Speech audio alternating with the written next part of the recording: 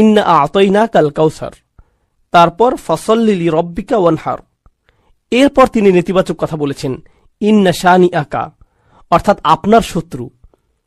শত্রুদের কথা একেবারে শেষে বলা হয়েছে। আবার এখানে নবী সাল্লাল্লাহু আলাইহি সাল্লামের প্রতি আল্লাহর অসীম ভালোবাসা প্রকাশ পেয়েছে। যেমন নবী সাল্লাল্লাহু আলাইহি সাল্লামকে তারা যে কথাগুলো বলতো সেগুলো খুবই কষ্টদায়ক ছিল। তারা তার বিরুদ্ধে বিভিন্ন রকমের আপত্তিকর কথা বলতো। আপনারা জানেন তারা তাকে পাগল বলতো। ওয়ায়াকুলুনা ইন্নাহু লামাজনুন, অর্থাৎ তারা বলে যে নিশ্চয়ই তিনি পাগল। ইয়াকুলুনা সাহির, তারা বলতো তিনি একজন জাদুকর। তারা তাকে মিথ্যাবাদী বলতো, সাহিরুন কাজ্জাব, অর্থাৎ একজন মিথ্যাবাদী জাদুকর। তো তারা তার বিরুদ্ধে এই ধরনের অভিযোগ করে তাকে কষ্ট দিত। কিন্তু তাদের যে কথার প্রেক্ষিতে এই সূরা নাজিল হয়েছে তা আরও অনেক বেশি কষ্টদায়ক ছিল। আগের পর্বগুলোতে সংক্ষেপে এই বিষয়ে আমরা জেনেছিলাম। এখন আমরা বিস্তারিত আলোচনা করব, কারণ এই পর্যায়ে বিষয়টি উল্লেখ করা গুরুত্বপূর্ণ। দেখুন, হাদিসে এসেছে রাসূল সাল্লাল্লাহু আলাইহি ওয়াসাল্লাম তার একজন সন্তান হারিয়েছেন, একজন পুত্র সন্তান। পরবর্তী হাদিসে আমরা তার নাম সম্পর্কে জানব। এখানে বিষয়টা ছিল তার সন্তান মারা গিয়েছে এবং চারিদিকে এই খবর ছড়িয়ে পড়েছে। আপনারা জানেন সন্তান হারানো পিতামাতা কেমন কষ্টের ভিতর দিয়ে যান। লোকজন এসে আপনাকে সান্ত্বনা দেওয়ার চেষ্টা করে। তারা এমন কিছু কথা বলে, সমবেদনা জানায়, যা আপনাকে এই বিশাল কষ্ট সহ্য করতে কিছুটা হলেও সাহায্য করে। তাছাড়া আপনি যখন কাউকে এই কষ্টের মধ্যে যেতে দেখেন, সে যদি এমনকি আপনার শত্রুও হয়, আপনি হয়তো সেখানে গিয়ে সবার পেছনে দাঁড়িয়ে থাকবেন, কিছুই বলবেন না। কারণ যত যাই হোক, তারা তাদের সন্তান হারিয়েছে। এতটুকু মানবতা বোধ বা আন্তরিকতা সব মানুষের মধ্যে থাকে। কিন্তু যখন আবু জাহল এই সংবাদটা পেল, এবং সে কিন্তু নবী সাল্লাল্লাহু আলাইহি সাল্লামের চাচা ছিল, আপনি অন্তত আপনার পরিবারের কাছ থেকে এতটুকু আন্তরিকতা আশা করেন। যত বিরোধ সব না হয় একদিকে থাক, আর দিন শেষে তোমরা তার পরিবারেরই অংশ। কিন্তু না, তার মনে নবী সাল্লাল্লাহু আলাইহি সাল্লামের জন্য এত বেশি বিদ্বেষ ছিল যে সে চারদিকে দৌড়াতে দৌড়াতে উল্লাস করছিল, হাসতে হাসতে লোকজনকে বলছিল, বাতারা মুহাম্মাদুন, মুহাম্মাদের বংশ নিঃশেষ হয়ে গিয়েছে, তার নাম নেয়ার আর কেউ থাকবে না। অন্যভাবে বলতে গেলে আপনার ছেলে সন্তানের মাধ্যমেই আপনার বংশধারা অব্যাহত থাকে। যেহেতু তিনি তার পুত্র সন্তান হারিয়েছেন এবং তার শুধু কন্যা সন্তানেরই অবশিষ্ট আছে, তাই ভবিষ্যতে তার নাম নেয়ার মতো আর কেউ থাকবে না। তাহলে মুহাম্মদ আমাদের জন্য অস্থায়ী একটা সমস্যা, কারণ তার বংশধারা অব্যাহত রাখার মাধ্যম হিসেবে তার কোনো ছেলে সন্তান আর নেই। তাই অচিরেই এই পৃথিবী থেকে তার নাম নিশানা মুছে যাবে। দেখুন কেমন কষ্টের পরিস্থিতিতে তারা এই ধরনের চরম অপ্রীতিকর কথাগুলো বলছে। এই কথাগুলো এত বেশি যন্ত্রণাদায়ক ছিল যে আল্লাহ আজ্জা ওয়া জাল্লা তাদের কথা কোরআনে উদ্ধৃতিও করেননি। তিনি এভাবে বলেননি ইয়াকুলুনা হুয়া আবতার অথবা হুয়া আবতার। তিনি বলেননি যে তারা বলে তার বংশ নিঃশেষ হয়ে গেছে। তিনি নবী সাল্লাল্লাহু আলাইহি সাল্লামের সামনে তাদের সেই যন্ত্রণাদায়ক কথার উদ্ধৃত করে তাকে আঘাত দিতে চাননি। তিনি বিভিন্ন সূরায় তাদের বিভিন্ন কথা উদ্ধৃত করেছেন, যেমন তারা বলেছিল তিনি পাগল, তিনি একজন জাদুকর এবং তিনি একজন মিথ্যাবাদী। কিন্তু এই ক্ষেত্রে তিনি তাদের কথাগুলোকে উদ্ধৃত করেননি। তিনি সরাসরি তাকে সান্ত্বনা দিয়েছেন, ইন্না শানিআকা হুয়াল আবতার, আপনার শত্রুরাই নির্বংশ নিশ্চিহ্ন হবে। তাহলে আল্লাহ আজ্জা ওয়া জাল্লা এখানে কাফিরদের কথাটা হুবহু উদ্ধৃত করেননি। এটা নিঃসন্দেহে নবী সাল্লাল্লাহু আলাইহি সাল্লামের প্রতি আল্লাহর অসীম ভালোবাসার বহিঃপ্রকাশ। পরিশেষে আমরা এই সূরায় আরও একটা অসাধারণ শিক্ষা পাই। এখানে আল্লাহ কেবল নবী সাল্লাল্লাহু আলাইহি সাল্লামের মনোযোগ অন্যদিকে আকৃষ্ট করেননি। রাসূল সাল্লাল্লাহু আলাইহি সাল্লাম তার সন্তান হারিয়েছেন। যখন কেউ এভাবে সন্তান হারায়, তার কাছে আর কোনো কিছুই ভালো লাগে না। এটা যে কোনো মানুষের ক্ষেত্রে হতে পারে, সব মানুষের ক্ষেত্রে এমনটা হয়। কেউ যখন তার সন্তান হারায়, তখন তার বাড়ি, ব্যাংক ব্যালেন্স অথবা অন্য যে কোনো কিছুর কথা মাথায় আসে না। মনের মধ্যে শুধু সন্তান হারানোর তীব্র ব্যথাই অনুভূত হয়। মা বাবার কাছে তাদের সন্তানেরা শ্রেষ্ঠ সম্পদ, তাই না? নবী সাল্লাল্লাহু আলাইহি সাল্লামের এমন কষ্টের মুহূর্তে আল্লাহ আজ্জা ওয়া জাল্লা প্রথমে তাকে সমবেদনা জানাচ্ছেন, ইন্না আ'তাইনাকা আল কাউসার। তিনি তার সন্তান হারিয়েছেন আর আল্লাহ তাকে বলছেন, আপনি সীমাহীন কল্যাণপ্রাপ্ত হয়েছেন, আপনি প্রাচুর্য লাভ করেছেন।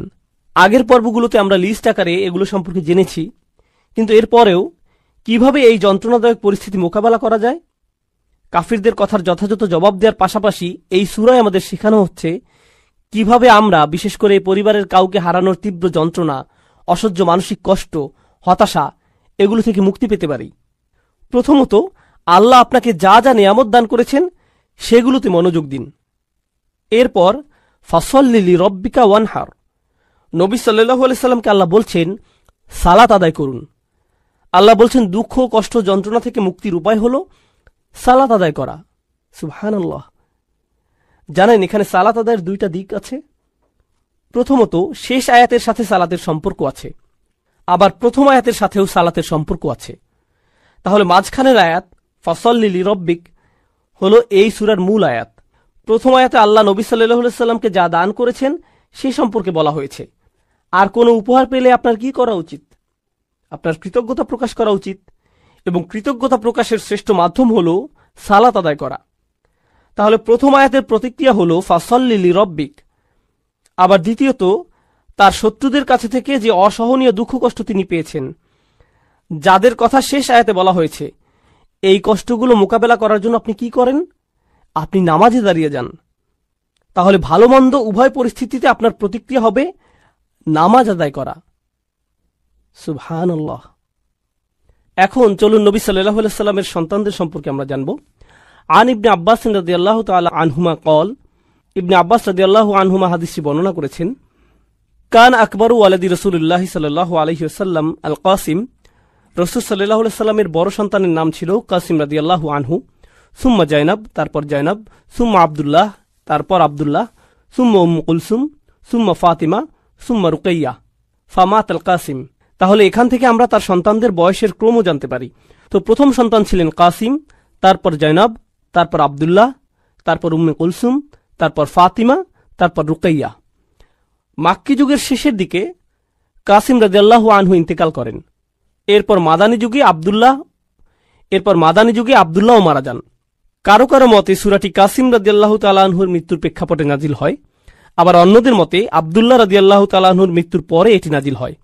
আবার অন্য একটি বর্ণনায় আমরা রাসূল সাল্লাল্লাহু আলাইহি সাল্লামের আরও একজন সন্তানের কথা জানতে পারি, ইব্রাহিম রাদিয়াল্লাহু আনহু। তাহলে তার কোন সন্তানের মৃত্যুর প্রেক্ষিতে সূরাটি নাজিল হয়েছে এই ব্যাপারে বিভিন্ন মতামত পাওয়া যায়।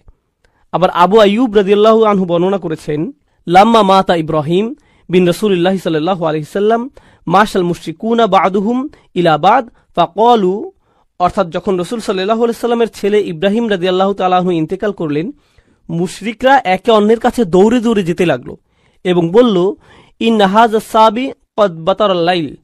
সাবি মানে যার আর কোনো সন্তান হবে না, যার কোনো ছেলে সন্তান নেই, কোনো পরবর্তী বংশধর নেই, আজ রাতে তার বংশধারা নিঃশেষ হয়ে গেছে। এটা বলে তারা উৎসব করতে লাগলো। ইব্রাহিম রাদিয়াল্লাহু তাআলা আনহুর মৃত্যুর বর্ণনাই অধিক জোরালো। তো এবার আসুন ফাসল্লি লিরব্বিক, এই আয়াতটি শুরু হয়েছে ফা অক্ষর দিয়ে, ফা সল্লি লিরব্বিক। এখানে ফা সম্পর্কে ইমাম আল আলুসি বলছেন, আল ফা ফি কওলিহি তাআলা, তিনি বলছেন আল্লাহ যখন আয়াতে ফা অক্ষরটি উল্লেখ করেছেন, লি তারতিবি মা বাদাহা আলা মা ক্বাবলাহা, এই ফা অক্ষরটি এর পূর্ববর্তী বাক্যাংশের উপর গুরুত্বারোপ করে এবং এটি ফা এর পূর্ববর্তী কথার সাথে এর পরের কথাকে সম্পৃক্ত করে। ফাইন্না ইতাআ তাআলা ইয়াহু আলাইহিস সালাতু ওয়াস সালাম মা যুকিরা মিনাল আয়াতিল্লাতি লাম ইউতিহা আহাদাম মিনাল আলামিন, অর্থাৎ যেহেতু প্রথম আয়াতে বলা হয়েছে নবী সাল্লাল্লাহু আলাইহি সাল্লামকে আল্লাহ প্রাচুর্য দান করেছেন, আর তিনি তাকে যা কিছু দান করেছেন সবই অসাধারণ এবং অতুলনীয়। তাছাড়া এগুলো এমন কিছু ছিল যা তিনি এই পৃথিবীর আর কাউকে দেননি।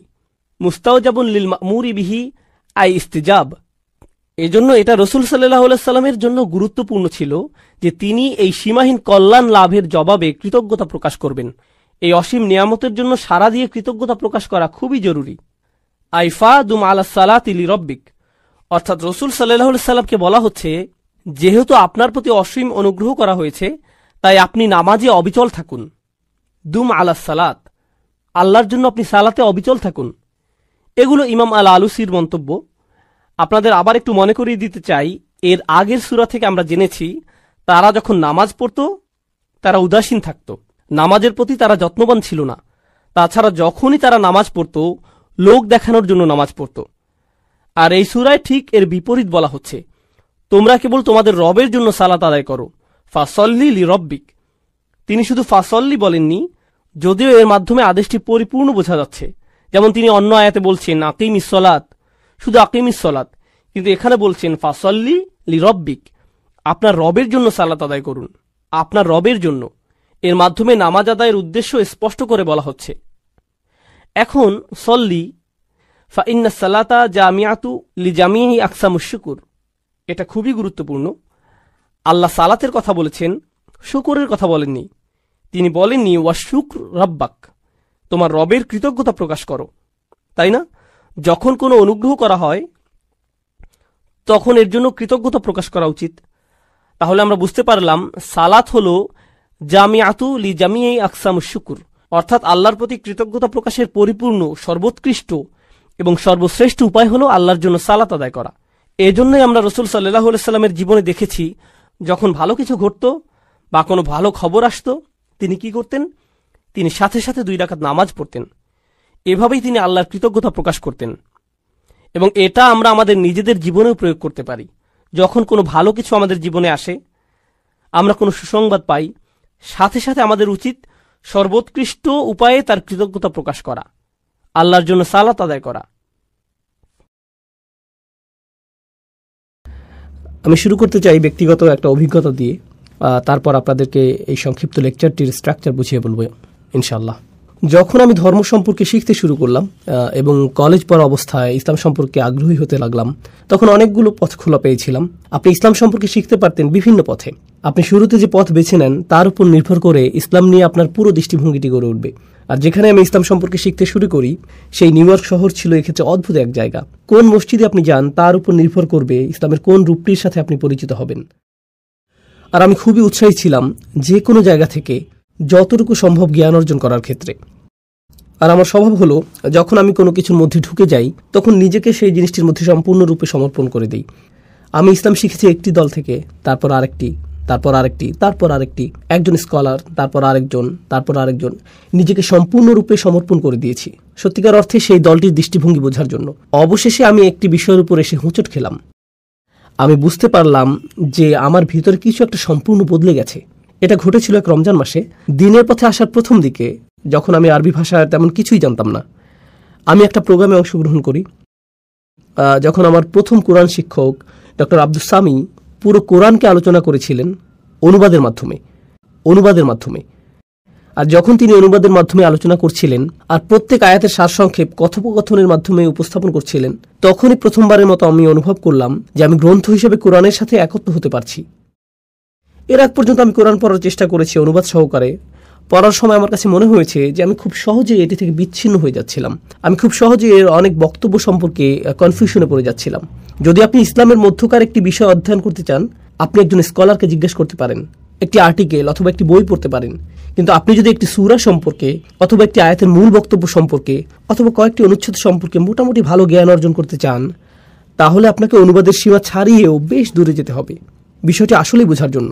আর অনুবাদের বাইরে যে উপকরণ আছে, যাকে বলা হয় তাফসীর, তা বেশ কঠিন মনে হয়েছিল। এটা এমন কোনো জিনিস না যা আপনি সহজেই পড়ে বুঝতে পারবেন। তো আমার মনে হয়েছিল যে কোরআন ও আমার মধ্যে এক ধরনের অসঙ্গতি কাজ করছিল। যদিও এটাই হলো ইসলামের মূল গ্রন্থ, কিন্তু রমজানের সেই অভিজ্ঞতাতে প্রথমবারের মতো আমি আসলেই সত্যিকার অর্থে আল্লাহর বাণীর সাথে একাত্মতা অনুভব করছিলাম। সেই আলোচনাগুলো ছিল 2-3 ঘন্টা লম্বা, আর উপসংহারগুলো ছিল 20-30 মিনিটের। আমি বক্তব্যে হারিয়ে গিয়ে ভুলেই যেতাম যে আমি একটা আলোচনা শুনছি। আমার মনে হতো যে আল্লাহ আমার সাথে সরাসরি কথা বলছেন। আর এটা এতটাই প্রবল অভিজ্ঞতা ছিল যে সেই লেকচার সিরিজের শেষে আমি আমার শিক্ষকের কাছে গেলাম। তিনি জানতেন না আমি কে ছিলাম। আমি তার কাছে গিয়ে বললাম, আপনি যা করছেন আমিও তাই করতে চাই। এর দ্বারা আমি 2টা জিনিস বুঝিয়েছিলাম, আপনি যা শিক্ষাদান করেন আমিও তাও শিক্ষাদান করতে চাই, আমি এভাবেই অবদান রাখতে চাই। কিন্তু তার চেয়েও গুরুত্বপূর্ণ যে বিষয়টা, তা হলো আমি সেই ঝর্ণাধারা থেকে আকণ্ঠ পান করতে চাই যার সুধা আপনি পান করেছেন। আমি জ্ঞান অর্জন করতে চাই যেমনটা আপনি করেছেন। আর তিনি আমাকে অনুপ্রাণিত করেছিলেন কোরআনের এবং আরবি ভাষার ছাত্র হওয়ার জন্য। আর সেই তখন থেকে শুরু হলো একটি স্নোবলের মতো বড় হতে থাকে, যা ছিল আমার কল্পনার বাইরে, যে কোরআন সম্পর্কে শিখতে চাইছিল। আর কিছু কিছু বিষয় যা আমি পরিবার, বন্ধুবান্ধবকে শেখাচ্ছিলাম। হয়তো কোথাও 2-1টা খুতবা দিয়েছিলাম। এরপরে করলাম পডকাস্ট, যা মিলিয়নের উপর ডাউনলোড হয়েছিল। এরপর সারা পৃথিবী থেকে আলোচনার জন্য দাওয়াত আসতে থাকলো। বিভিন্ন জায়গা থেকে উল্লেখযোগ্য সব স্কলারদের কাছ থেকে শিক্ষার অভূতপূর্ব সুযোগ এসে গেল। আর এখন 1 দশকেরও বেশি সময় ধরে বাইয়েরা ইনস্টিটিউট আপনাদের সাথে আছে। তো আলহামদুলিল্লাহ, জিনিসগুলো সেখান থেকে ঘটতে থাকে। কিন্তু এই সব কিছু শুরু হয় সেই রমজানের কোরআন ক্লাসের অভিজ্ঞতা থেকে। আর সেটাই আমাকে আজকের আলোচনার বিষয়বস্তু নির্ধারণে অনুপ্রাণিত করেছে। এই আলোচনাটি হলো ৬২তম সূরা জুমার প্রথম অংশ নিয়ে।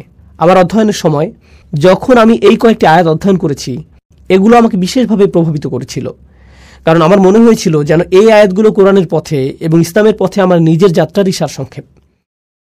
আমি যেভাবে নিজের ভিতর পরিবর্তন অনুভব করেছি আর যেভাবে আমার জীবনের বাহ্যিক দিকের পরিবর্তন এসেছে, সেটা ছিল একটা প্রক্রিয়ার অংশ।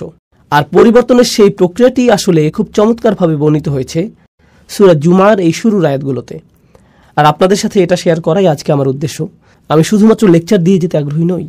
তো এখন আমি আপনাদের সাথে আলোচনা কয়েকটি বিষয় নিয়ে শুরু করব, আর আশা করছি ইনশাআল্লাহ আপনারা আমার সাথেই থাকবেন এবং বিষয়গুলো বুঝতে পারবেন পর্যায়ক্রমে সুশৃঙ্খলভাবে। আমি বিষয়গুলোকে আজকে সুশৃঙ্খলভাবে উপস্থাপন করতে চাই, যাতে আপনারা বিষয়গুলো সহজেই মনে রাখতে পারেন, যা আপনারা এত ভালোভাবে অনুধাবন করবেন যে তখন আপনারা নিজের ভাষায় তা অন্যদেরকে বোঝাতে পারবেন ইনশাআল্লাহ। প্রথম যে বিষয়টা আমি শেয়ার করতে চাই তা হলো সূরা জুমার একটা পরিচিতি দেয়া, এবং যা কোরআনের ৬২তম সূরা, এটা সম্পর্কে কয়েকটি প্রাথমিক বক্তব্য উপস্থাপন করব। দ্বিতীয় যে বিষয়টা আমি করতে চাই, আল্লাহর ৪টি নাম নিয়ে আলোচনা। সূরাটির প্রথম আয়াত আল্লাহর বর্ণনা করেছে তার ৪টি নামের মাধ্যমে। খুবই সুন্দর, গভীর অর্থবোধক নাম, একটি নির্দিষ্ট ধারাবাহিকতায়। তো আমরা কিছুটা কথা বলবো এই ৪টি নাম নিয়ে। তারপর আমরা আলোচনা করব দ্বিতীয় আয়াতে রাসূল সাল্লাল্লাহু আলাইহি সাল্লামকে যে দায়িত্ব দেওয়া হয়েছিল তা নিয়ে। আমাদের রাসূল সাল্লাল্লাহু আলাইহি সাল্লামকে সর্বশ্রেষ্ঠ মিশন দিয়ে পাঠানো হয়েছে, যা কোনো মানুষকে কখনো দেয়া হয়নি। আর দ্বিতীয় আয়াতে সেই সম্পূর্ণ মিশনটির সারসংক্ষেপ করা হয়েছে ৪টি কাজের মাধ্যমে। এগুলো হলো সেই ৪টি কাজ যা রাসূল সাল্লাল্লাহু আলাইহি সাল্লামকে করতে হয়েছিল, যে পরিবর্তন তিনি এনেছিলেন তার জন্য। আর এই আলোচনার শেষে সর্বশেষ যে আলোচনা আপনাদের সাথে করব তা হলো আমার এবং আপনার পরিবর্তনের ক্ষেত্রে আলোচিত এই সকল শিক্ষার ভূমিকা, নিজেকে পরিবর্তনের জন্য কোরআনে বর্ণিত এই ৪টি পদক্ষেপ, যার আলোকে আমি আজকের আলোচনার নামকরণ করেছি। মূলত তাই থাকবে শেষের দিকে। কোরআন থেকে এই শিক্ষাগুলো আমরা শিখব এবং শেষে তা থেকে নির্যাস বের করে আমাদের নিজেদের জীবনে প্রয়োগ করব। তো আসুন শুরু করি সেই ভূমিকা দিয়ে, সূরা জুমার সংক্ষিপ্ত পরিচিতি দিয়ে। এটি সহ আরও কয়েকটি সূরাকে একসাথে বলা হয় মুসাব্বিহাত। এটা একটা বড় আরবি শব্দ, আপনি হয়তো জানেন না এর অর্থ কি। আসলে মুসাব্বিহাত হলো সেই সূরাগুলো যা আল্লাহর পারফেকশন বর্ণনা করে। যে বিষয়টি এই সূরাগুলোর সবগুলোতেই দেখা যায় তা হলো সবগুলো সূরার শুরুতে রয়েছে সাব্বাহা লিল্লাহি মা ফিস সামাওয়াতি ওয়াল আরদ, অথবা ইউসাব্বিহু লিল্লাহি মা ফিস সামাওয়াতি ওয়া মা ফিল আরদ। অর্থাৎ আকাশ এবং পৃথিবীর সব কিছুই আল্লাহর পারফেকশনের বর্ণনা করে আসছে, এবং তারা আল্লাহর পারফেকশন বর্ণনা করতে থাকবে, এবং তারা এখনও আল্লাহর পারফেকশন বর্ণনা করে যাচ্ছে। এই ঘোষণা এসেছে এই কয়েকটি মাদানী সূরা শুরুতে, যার একটি হলো সূরা জুমা। কিন্তু লক্ষণীয় অন্য একটি বিষয় হলো এই সবগুলো সূরাই আকাশ এবং পৃথিবীকে তুলনা করেছে মদিনার মুসলমানদের সাথে। রাসূল সাল্লাল্লাহু আলাইহি ওয়াসাল্লাম মদিনায় হিজরত করার পর সেখানে মুসলিমদের নতুন সমাজ গড়ে ওঠে। এই সূরাগুলো মদিনার মুসলিমদের অবস্থাকে আকাশ এবং পৃথিবীর সাথে তুলনা করেছে। মূলত এটা প্রকাশ করেছে যে আকাশ এবং পৃথিবী তাই করছে যা তাদেরকে বলা হয়েছে। তারা আল্লাহর সামনে আত্মসমর্পণ করে এবং তার পারফেকশন ঘোষণা করে। আল্লাহ বোঝাতে যাচ্ছেন, কেন তোমাদের ঈমানের স্তর ভিন্ন? তোমাদের কেউ কেউ খুবই নিবেদিত, কেউ কেউ মোটেও নিবেদিত না। তোমাদের কেউ কেউ মুনাফিকিপূর্ণ, তোমাদের কারো কারো সংকল্প দুর্বল, এরকম পার্থক্য বিদ্যমান। তো আল্লাহ আসলে ভিন্নতা দূর করে সকলের ঈমানের স্তরকে উপরে তুলে আনতে চাইছেন এবং সকলকেই পরিবর্তন করতে চাইছেন এই মুসাব্বিহাত সূরাগুলোর মাধ্যমে। এই গ্রুপের সূরাগুলোর একটি হলো সূরা জুমা। কিন্তু কোরআনের এই ছোট সূরার গ্রুপের মধ্যেও সূরা জুমার রয়েছে স্বতন্ত্র বৈশিষ্ট্য। কেন? এর কারণ দুইটি। প্রথমত, অন্য সূরাগুলোতে আল্লাহ বর্ণনা করেছেন আকাশ এবং পৃথিবীর এবং তাদের কার্যক্রম এবং তাদের করণীয়। ইউসাব্বিহু লিল্লাহি মা ফিস সামাওয়াতি ওয়া মা ফিল আরদ। আর যেহেতু আকাশ এবং পৃথিবী তাই করে যা তাদের করা উচিত, তাই বিশ্বাসীদেরকে সমালোচনা করা হয়েছে যে তাহলে তোমরা কেন তা করো না যা তোমাদের করা উচিত। লিমা তাকুলুনা মা লা তাফআলুন, তোমরা এমন কথা কেন বলো যা তোমরা করো না। হুয়াল্লাযী খালাকাকুম ফামিনকুম কাফিরুন ওয়া মিনকুম মুমিন, তিনি সেই সত্তা যিনি তোমাদেরকে সৃষ্টি করেছেন, তোমাদের মধ্যে রয়েছে কাফের, তোমাদের মধ্যে রয়েছে ঈমানদার। কেন মানবজাতির মধ্যে এই অসঙ্গতি, যখন আকাশমণ্ডলীতে কোনো অসঙ্গতি নেই? কিন্তু এই সূরাটি অন্যগুলো থেকে আলাদা। এই সূরাতে যখনই আল্লাহ বর্ণনা করেছেন আকাশ এবং পৃথিবী এবং তারা তাই করে যা তাদের করা উচিত, এরপর তিনি উল্লেখ করেছেন রাসূল সাল্লাল্লাহু আলাইহি সাল্লামের। আমাদের সমালোচনা করার পরিবর্তে তিনি রাসূল সাল্লাল্লাহু আলাইহি সাল্লামের উল্লেখ করেছেন এবং বর্ণনা করেছেন তিনি তাই করেন যা তার করা উচিত। আকাশমণ্ডলী যেমন আল্লাহর ঐশী নির্দেশ অনুযায়ী চলে, রাসূল সাল্লাল্লাহু আলাইহি সাল্লাম নিজেও আল্লাহর ঐশী নির্দেশ মেনে চলেছেন। আকাশ, পৃথিবী এবং রাসূল সাল্লাল্লাহু আলাইহি সাল্লামের কাজের মধ্যে সংগতি বিদ্যমান ছিল। এই দিক থেকে এই সূরাটি অন্য সূরাগুলো থেকে চমৎকারভাবে আলাদা। এর পাশাপাশি আল্লাহর 2টি নাম উল্লেখের পরিবর্তে এই সূরাটিতে 4টি নামের উল্লেখ করা হয়েছে। এটা আমরা জানবো আলোচনার দ্বিতীয় অংশে। এখন প্রথম আয়াতের বিষয়বস্তুতে যাওয়ার আগে এবং আল্লাহ 4টি নামের আলোচনার আগে আমি আপনাদের সাথে আলোচনা করতে চাই, শুধুমাত্র এই আলোচনারই নয়, বরং পুরো সূরাটির সামগ্রিক মেসেজটি নিয়ে। মূলত এর মেসেজটি হলো পরিবর্তন। আর এটি বোঝার জন্য আপনাকে বুঝতে হবে কুরআনের বহুল ব্যবহৃত একটি উপমা এবং দৃষ্টান্ত। অনেক জায়গাতে কুরআন নিজেকে তুলনা করেছে আকাশ থেকে নেমে আসা বৃষ্টির সঙ্গে। এভাবে তুলনা করা হয়েছে। আর এই তুলনাটি উপলব্ধি করা গুরুত্বপূর্ণ। পানি আসে আকাশ থেকে, কুরআনও এসেছে আকাশ থেকে। পানি হলো বিশুদ্ধ, কুরআনও বিশুদ্ধ। পানি মাটিকে জীবন দান করে, যা আগে মৃত ছিল। এতে জীবনের সম্ভাবনা ছিল, কিন্তু এটা ছিল মৃত। একইভাবে কুরআন হৃদয়কে জীবিত করে তোলে, যা আগে মৃত ছিল। হৃদয়ের মধ্যে সম্ভাবনা ছিল, কিন্তু ভিতরের সেই সম্ভাবনা এখন সক্রিয় নয়। অথবা এর ভিতরে নেক কাজের বীজ ছিল, কিন্তু এটা প্রস্ফুটিত হওয়ার এবং বিকশিত হওয়ার সুযোগ পায়নি।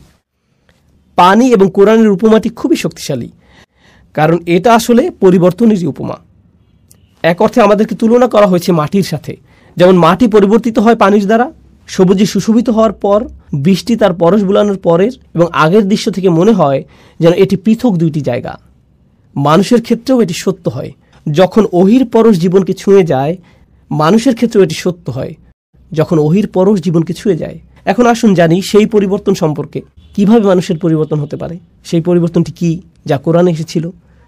শুধুমাত্র ঐতিহাসিক দৃষ্টিকোণ থেকে দেখলে কোরআন নাজিল হওয়া শুরু হয় যখন রাসূল সাল্লাল্লাহু আলাইহি ওয়াসাল্লামের বয়স হয়েছিল 40 এবং এটা বন্ধ হয় যখন তার বয়স হয়েছিল 63। এটি 23 বছরের খুবই সংক্ষিপ্ত একটি সময়। আর এই সময়ের মধ্যে অবিশ্বাস্য একটি বিপ্লব ঘটে গেল। পৃথিবীর মানচিত্রের অজ্ঞাত উপেক্ষিত এই অংশে, মরুভূমির মাঝখানে, যেখানে কোনো বড় সাম্রাজ্য ছিল না, মহান কোনো ঐতিহাসিক বা কোনো স্কলার এবং এ জাতীয় কিছুই ছিল না, সম্পূর্ণরূপে অজ্ঞাত সেই স্থানে একটি বিপ্লব ঘটে গেল। একটি বিপ্লব যা মানুষকে ভিতর থেকে পরিবর্তন করে দিল। তাদের সবকিছুই পরিবর্তিত হয়ে গেল। কিভাবে তারা জীবনকে দেখত, দুঃখ এবং আনন্দ সম্পর্কে তারা কিভাবে চিন্তা করত, জীবনে তাদের অগ্রাধিকার কি ছিল, কার্যত সবকিছু পরিবর্তিত হয়ে গেল। খাবার খাওয়ার পদ্ধতি, তাদের ঘুমানোর পদ্ধতি, কিভাবে তারা বিবাহ করবে, কাকে বিবাহ করবে, কিভাবে তালাক দিবে, জীবন মৃত্যু সম্পর্কে তাদের ভাবনা কি, কিভাবে তারা নিজেদেরকে পরিষ্কার করবে, কিভাবে তারা তাদের সময় কাটাবে, তাদের অগ্রাধিকার কি হবে প্রতিদিন, প্রতি বছর এবং সমগ্র জীবনের বিবেচনায়, তারা কি ভালোবাসবে এবং কি ঘৃণা করবে, তাদের সবকিছু অভ্যাসগত দিক থেকে সবকিছু পরিবর্তিত হয়ে গেল। এক ব্যক্তিগত পরিবর্তন। কিন্তু এটা শুধুমাত্র ব্যক্তিগত পরিবর্তনের মধ্যেই সীমাবদ্ধ ছিল না, একই সাথে এটা ছিল সামাজিক পরিবর্তনও। ব্যবসা চালানোর পদ্ধতিতে পরিবর্তন আসলো, অর্থনীতির বিন্যাস পরিবর্তিত হলো, মানুষ যেভাবে একে অপরের সাথে ব্যবহার করত তার পরিবর্তন আসলো, নারী এবং পুরুষের অধিকারগুলো কি এবং সমাজে তারা কিভাবে একে অপরের সাথে মেলামেশা করবে, কিভাবে বিভিন্ন অর্থনৈতিক শ্রেণীর মানুষেরা একে অপরের সাথে ব্যবহার করবে, জনগণের প্রতি সরকারের আচরণ কি হবে, সরকারের প্রতি জনগণের আচরণ কি হবে, কোন আদর্শ এবং মূল্যবোধ সমাজের আচার আচরণকে নির্ধারণ করবে, যুদ্ধের নীতি বা কি হবে, যুদ্ধ কিভাবে পরিচালিত হবে। এক কথায় এমনকি সমাজের ক্ষেত্রেও মূল্যবোধ পদ্ধতিতে সম্পূর্ণ বৈপ্লবিক পরিবর্তন এসেছিল এই 23 বছর সময়ের মধ্যে। ঐতিহাসিক দৃষ্টিকোণ থেকে একটি নির্দিষ্ট সমাজে ঘটে যাওয়া এটা ছিল আসলে অভূতপূর্ণ এক পরিবর্তন। উপরন্তু আপনি যদি এই বিষয়টি চিন্তা করেন, এই মানুষগুলোর ছিল হাজার বছরের পুরনো ঐতিহ্য এবং সংস্কৃতি। আর যখন মানুষ শত শত বছর ধরে একটি ঐতিহ্য অনুসরণ করে আসে, তখন তারা এটাতে খুবই অভ্যস্ত হয়ে যায়। পরিবর্তন করা সহজ কোনো কাজ নয়, কিন্তু কিছু একটা ঘটে গেছে এই সময়ের মধ্যে যা তাদেরকে এমনভাবে পরিবর্তন করেছে যার সাথে মানব ইতিহাসের অন্য কোনো পরিবর্তনের তুলনাই হয় না। আর শুধু তাই না, শুধুমাত্র বিশ্ব মানচিত্রের ছোট সেই অংশে পরিবর্তন হয়েই থেমে থাকেনি, বরং এর ফলশ্রুতিতে মাত্র কয়েক বছরের মধ্যেই পৃথিবীর মানচিত্র পরিবর্তিত হয়ে গিয়েছে চিরদিনের জন্য। সেই 23 বছরে যা ঘটে গেছে তার জন্যই আপনি এবং আমরা অনেকেই আজ মুসলিম। এটা একটা অবিশ্বাস্য ধরনের পরিবর্তন যা পৃথিবীকে পরিবর্তিত করে চলছে আজকের দিন পর্যন্ত। এটা শুরু হয়েছিল তখন, আর এর প্রভাব এখনও চলমান। ইতিহাসবিদদের দৃষ্টিকোণ থেকে একে দেখতে পারেন, রাষ্ট্রবিজ্ঞানের দৃষ্টিকোণ থেকে, সমাজবিজ্ঞানের দৃষ্টিকোণ থেকে, অর্থনীতিবিদের দৃষ্টিকোণ থেকে। তারা এই পরিবর্তনকে পর্যবেক্ষণ করতে পারে এবং পরিমাপ করতে পারে এবং দেখতে পারে কিভাবে মানচিত্র পরিবর্তিত হয়েছে, কিভাবে রাজনীতি পরিবর্তিত হয়েছে, কিভাবে ইসলাম বিস্তার লাভ করেছে। সবচেয়ে অবিশ্বাস্য যে পরিবর্তন ঘটেছিল তা ছিল একটি পরিবর্তন, আর তা হলো মানুষের হৃদয়ের মধ্যকার পরিবর্তন। মানুষের ভিতরে কিছু একটা পরিবর্তিত হয়েছিল। আপনি হয়তো বলবেন বাইরের কথা, যে পৃথিবী দেখতে কতই না সবুজ। কোরআন বলছে ভেতরে সেই বীজটির কথা, যা সেই পরিবর্তন ঘটিয়েছিল। এটি সকল পরিবর্তনের মূল, আর এটাই আমরা বোঝার চেষ্টা করছি এই আলোচনায়। এই ছিল সূরাটির ভূমিকা এবং এ বিষয়ে আমার কিছু মন্তব্য। এখন আমি আরও 3টি বিষয় আপনাদের সাথে আলোচনা করব। আবারও সংক্ষেপে সেগুলো বর্ণনা করছি। প্রথমত আপনাদের সাথে আলোচনা করব প্রথম আয়াতে উল্লেখিত আল্লাহর 4টি নাম নিয়ে। তারপর আপনাদের সাথে আলোচনা করব দ্বিতীয় আয়াতে উল্লেখিত রাসূল সাল্লাল্লাহু আলাইহি সাল্লামকে যে 4টি কাজ দেওয়া হয়েছিল তা নিয়ে। আর তৃতীয়ত আমরা এই সবগুলোকে একসাথে নিয়ে আসব এবং বোঝার চেষ্টা করব কিভাবে আমরা আমাদের নিজেদেরকে পরিবর্তিত করতে পারবো। তো আসুন প্রথম আয়াতটি দিয়ে শুরু করা যাক। বিসমিল্লাহির রহমানির রহিম। ইউসাব্বিহু লিল্লাহি মা ফিস সামাওয়াতি ওয়া মা ফিল আরদিল মালিকিল কুদ্দুসিল আজিজিল হাকিম। আমি আপনাদের জন্য সরল অনুবাদ করছি। আকাশ এবং পৃথিবীর সব কিছু আল্লাহর পারফেকশন ঘোষণা করছে এবং তারা এটা করে যাবে। তিনি রাজা, পবিত্র, কর্তৃত্বের অধিকারী, বিজ্ঞ। এটা সরল অনুবাদ, যার মধ্যে আমি মনোযোগ দিব আল্লাহর এই 4টি নামের উপর।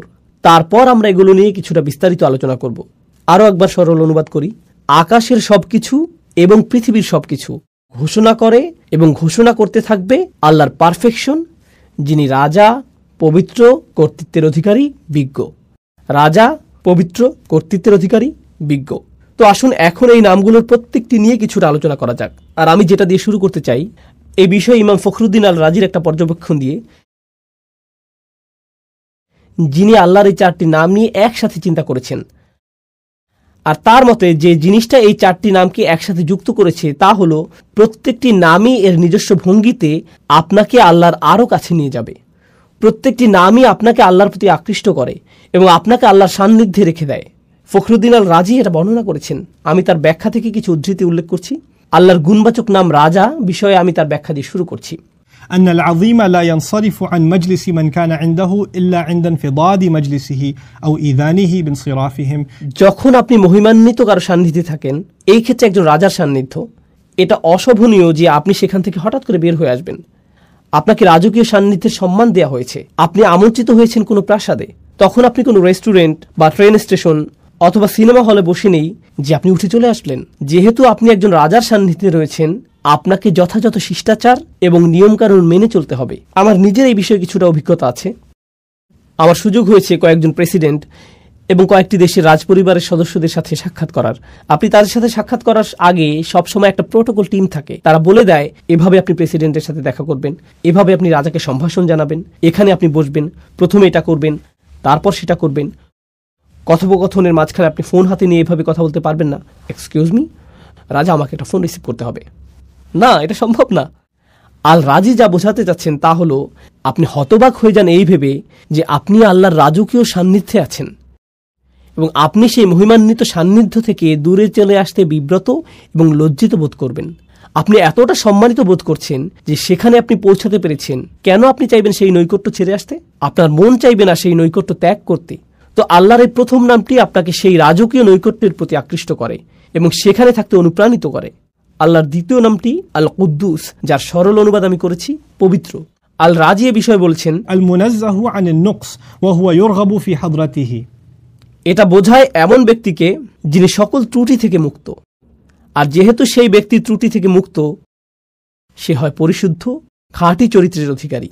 সবাই এই ধরনের সত্তার সান্নিধ্য কামনা করে। আরও সহজ করে বলছি, মানুষ বিশুদ্ধ চরিত্র পছন্দ করে।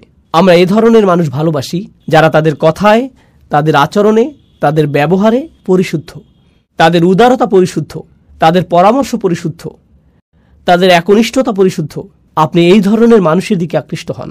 সত্যবাদী মানুষ, সৎ মানুষ, স্বচ্ছ চরিত্রের মানুষ, এই ধরনের মানুষের চারপাশে আপনি থাকতে চান। মানবজাতির স্বভাবগতভাবেই সত্যবাদিতা, পরিচ্ছন্নতা এবং বিশুদ্ধ চরিত্রের দিকে আকৃষ্ট হয়।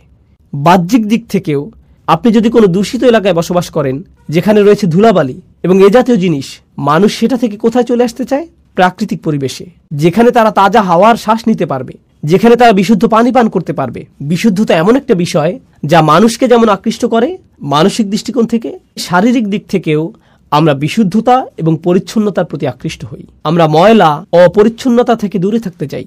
এটা মানব প্রবৃত্তি যা আল্লাহ আমাদের মধ্যে দিয়েছেন। তো আপনি যখন আল্লাহর পরিচয় পান চূড়ান্ত পবিত্র পরিশুদ্ধ সত্তা হিসেবে, তার সান্নিধ্য আপনাকে পরিশুদ্ধ করতে থাকে। তখন আপনি আপনার ভিতরে পরিবর্তন লক্ষ্য করেন। আর এই অবস্থায় আপনি সেই সান্নিধ্য ত্যাগ করতে চান না। তো এই পর্যন্ত বলেছি আল্লাহর 2টি নাম, দ্রুত রিভিশন দিচ্ছি।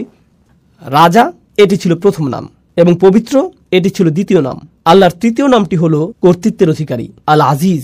يعتز الملتفون حوله فمفارقتهم حضرته تفريط في العزة. আমি নামগুলোকে সহজ রাখার চেষ্টা করছি যাতে আপনারা শব্দগুলো মনে রাখতে পারেন। নামগুলো হলো রাজা, পবিত্র, কর্তৃত্বের অধিকারী, বিজ্ঞ। এখন আমরা কর্তৃত্বের অধিকারী নামটিতে আছি। তো আসুন আরবি ভাষা অনুযায়ী আল আজিজ শব্দটি নিয়ে কিছুটা আলোচনা করি। এর মধ্যে আসলে 2টি অর্থ অন্তর্ভুক্ত।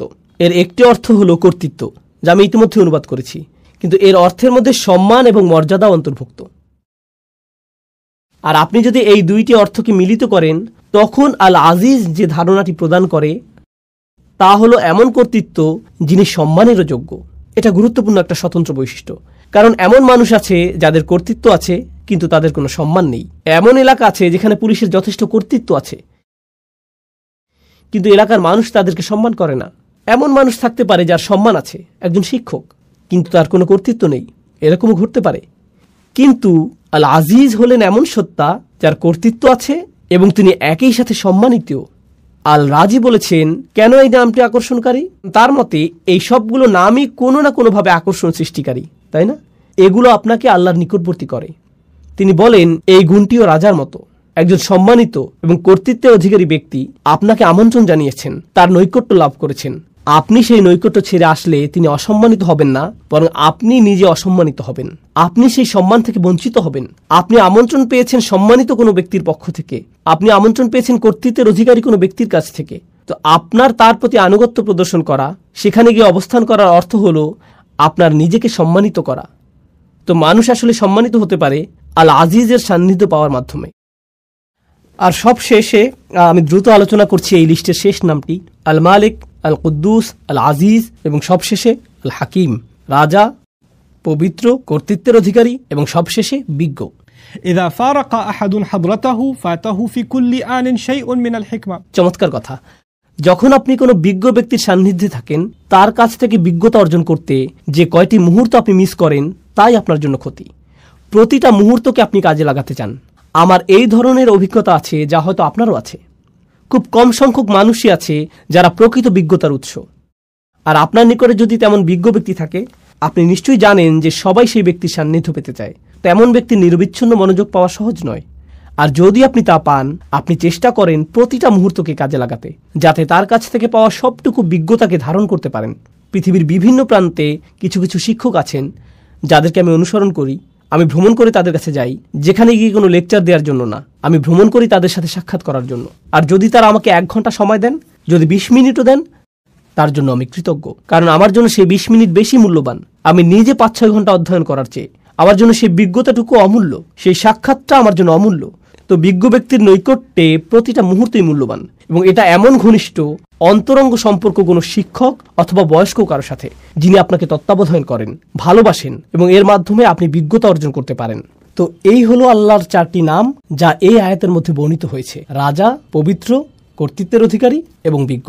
এটা ছিল ইমাম রাজির চিন্তা, এবং কিভাবে তিনি নামগুলোকে বিশ্লেষণ করেছিলেন তার বর্ণনা। আমি তার এই বিশ্লেষণের সাথে আমার কিছু চিন্তা যোগ করতে চাই। আমি আপনাদের সাথে যা শেয়ার করতে চাই তা হলো আল্লাহর এই নামগুলোকে আরও সাজানো যায়। 4টি নামকে 2 জোড়ায় ভাগ করা যায়। আর সেই 2টি জোড়া হলো প্রথম এবং তৃতীয় নাম দুটি একরকম, আবার দ্বিতীয় এবং চতুর্থ নাম দুটির মধ্যে মিল রয়েছে।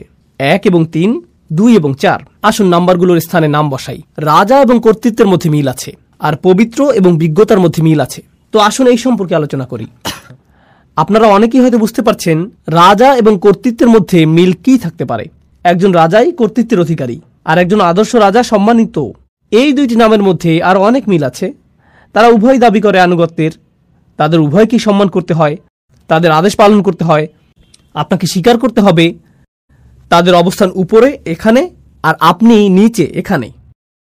একজন রাজার অবস্থানও অন্য সবার ঊর্ধ্বে। তিনি রাজা আর আপনি একজন প্রজা, আপনার অবস্থান নিচে এখানে। আল্লাহর এই নামগুলো আমার উপর তার কি প্রভাব ফেলে? আমার উপর তাদের প্রভাব হলো তারা আমাকে আল্লাহর প্রতি অনুগত বানায়, বাধ্যগত বানায়, আল্লাহর সামনে বিনয়ী বানায়। তারা আমাকে আল্লাহর ভয়ে ভীত বানায়, তারা আমাকে আতঙ্কিত করে, তারা আমাকে আল্লাহর শক্তিমত্তা এবং মহত্বের স্মরণে অভিভূত বানায়। এবং আমার ক্ষুদ্রতা প্রকাশ করে। এটাই এই নামগুলো প্রকাশ করে। কোন দুইটি নাম? আল মালিক এবং আল আজিজ। এগুলো আল্লাহর মহত্ব প্রকাশ করে এবং এর ফলে আমি হয়ে যাই ক্ষুদ্র এবং তুচ্ছ, আমি হয়ে যাই দাস, আমি হয়ে যাই বিনীত এই দুইটি নামের সামনে। কিন্তু আপনি যদি অন্য দুইটি নাম দেখেন, আল কুদ্দুস, আল হাকিম, পবিত্র এবং বিজ্ঞ, প্রথম দুইটি নামের মতো পবিত্রতা, পরিশুদ্ধি দূর থেকে অনুভব করা সম্ভব নয়। পবিত্রতা এবং পরিশুদ্ধি বোঝা যায় যখন আপনি কারো কাছে যান, আপনি দেখতে পান তাদের আচরণ। আবার বিজ্ঞতা হলো এমন জিনিস যখন কেউ একজন আপনার কাঁধে হাত রেখে আপনাকে উপদেশ দান করে, যিনি আপনার অবস্থা উপলব্ধি করেন। আল হাকিম নিয়ে চিন্তা করলে কুরআনে বর্ণিত লোকমান আলাইহিসসালামের একটি ঘটনা আমার মনে পড়ে। লুকমান আলাইহিসসালাম ভালোবাসাপূর্ণভাবে তার ছেলেকে উপদেশ দিয়েছেন। আল্লাহ বলছেন, ওয়ালাকাদ আতাইনা লুকমানাল হিকমাহ, আমি লোকমানকে দিয়েছি বিজ্ঞতা। এরপর তিনি সেই বিজ্ঞতার একটা অংশ তার ছেলেকে দিচ্ছেন। সেই অন্তরঙ্গ, ঘনিষ্ঠ, ভালোবাসাপূর্ণ সম্পর্ক বিজ্ঞতা প্রদানেরই একটা অংশ। আপনি দূর থেকে বিজ্ঞতা অর্জন করতে পারবেন না, আপনাকে কারো সাথে সম্পর্ক তৈরি করতে হবে যাতে তিনি আপনার অবস্থার সাথে সম্পর্কিত উপদেশ প্রদান করতে পারেন। অন্য নামটি আল কুদ্দুস, পরিশুদ্ধ সঙ্গ, পবিত্র সঙ্গ, এমন সঙ্গ যার উপস্থিতিতে আপনি ভালো অনুভব করেন, আপনি প্রশান্তি অনুভব করেন। আমার কাছে আল কুদ্দুস এবং আল হাকিমকে এভাবেও সম্পর্কিত মনে হয়, যখন আপনি পরিশুদ্ধ কারো সান্নিধ্যে থাকেন তখন আপনার হৃদয় পরিশুদ্ধ হতে শুরু করে। আর আপনি যখন বিজ্ঞ কোনো ব্যক্তির সান্নিধ্যে থাকেন তখন তার বিজ্ঞতা দ্বারা আপনার মন পরিশুদ্ধ হতে শুরু করে। তো হৃদয় এবং মন পবিত্র হয় আল কুদ্দুস এবং আল হাকিম দ্বারা। তো দুইটি নাম হলো দূরত্ব সূচক, রাজকীয়, মহিমান্বিত, এমনকি ভয় সৃষ্টিকারী। আর অন্য দুইটি নাম নৈকট্য সূচক, বন্ধুত্বপূর্ণ, তারা আপনাকে কাছে টানে।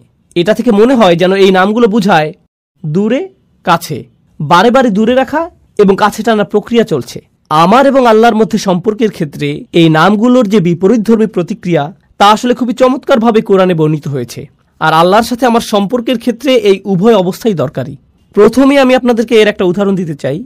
এক্ষেত্রে আমার প্রিয় উদাহরণটি হল মূসা আলাইহিসসালামের উদাহরণ। যখন তিনি আগুন দেখতে পেলেন, তিনি ছিলেন তার পরিবারের সাথে, আর তখন তিনি পাহাড়ের উপর আগুন দেখতে পেলেন। তিনি তার পরিবারকে বললেন, তোমরা এখানে থাকো, আমি আগুন দেখতে পেয়েছি, সম্ভবত আমরা সেখান থেকে পথ চলার নির্দেশনা পাব। তিনি বুঝতেই পারেননি যে উপরে গিয়ে তিনি আল্লাহর সাথে কথা বলবেন। যখন তিনি সেখানে গেলেন তখন প্রথম অনুভূতি কি ছিল? আল্লাহ বলেছেন, ইয়া মূসা ইন্নী আনা রব্বুক ফাখলা'ন আলাইক, মূসা নিঃসন্দেহে আমি তোমার প্রভু, অতএব জুতা খুলে প্রবেশ করো। ইন্নাকা বিল ওয়াদিল মুকাদ্দাসি তুয়া, নিঃসন্দেহে তুমি পবিত্র তুয়া উপত্যকায় আছো। তিনি ভয় পেয়ে গেলেন। আল্লাহ মূসা আলাইহিস সালামের উপর তার প্রভুত্বকে প্রতিষ্ঠিত করলেন। তিনি একজন দাস মাত্র, জুতা খুলে ফেলো, যথাযথ সম্মান প্রদর্শন করো। এটা একটা ভয় সৃষ্টিকারী সম্পর্ক। পরেই আল্লাহ কি বললেন? ওয়া আনা উখতারতুকা ফাসতামি' লিমা ইউহা, এবং আমি তোমাকে মনোনীত করেছি, আমি তোমাকে বাছাই করে নিয়েছি, তোমার উপরে যা নাজিল করা হচ্ছে তা মনোযোগ দিয়ে শোনো। অর্থাৎ আল্লাহ বলছেন, আমি তোমার মধ্যে সম্ভাবনা দেখেছি, এজন্যই তোমাকে মনোনীত করেছি। এখন তিনি মূসা আলাইহিস সালামকে স্বাভাবিক করতে চাইছেন।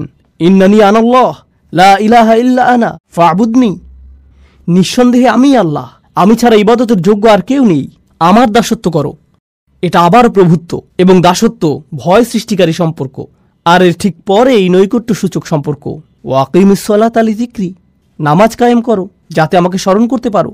আল্লাহর স্মরণ অবশ্যই হৃদয়ের সাথে সম্পর্কিত এবং আল্লাহর সাথে নৈকট্য প্রকাশকারী বিষয়।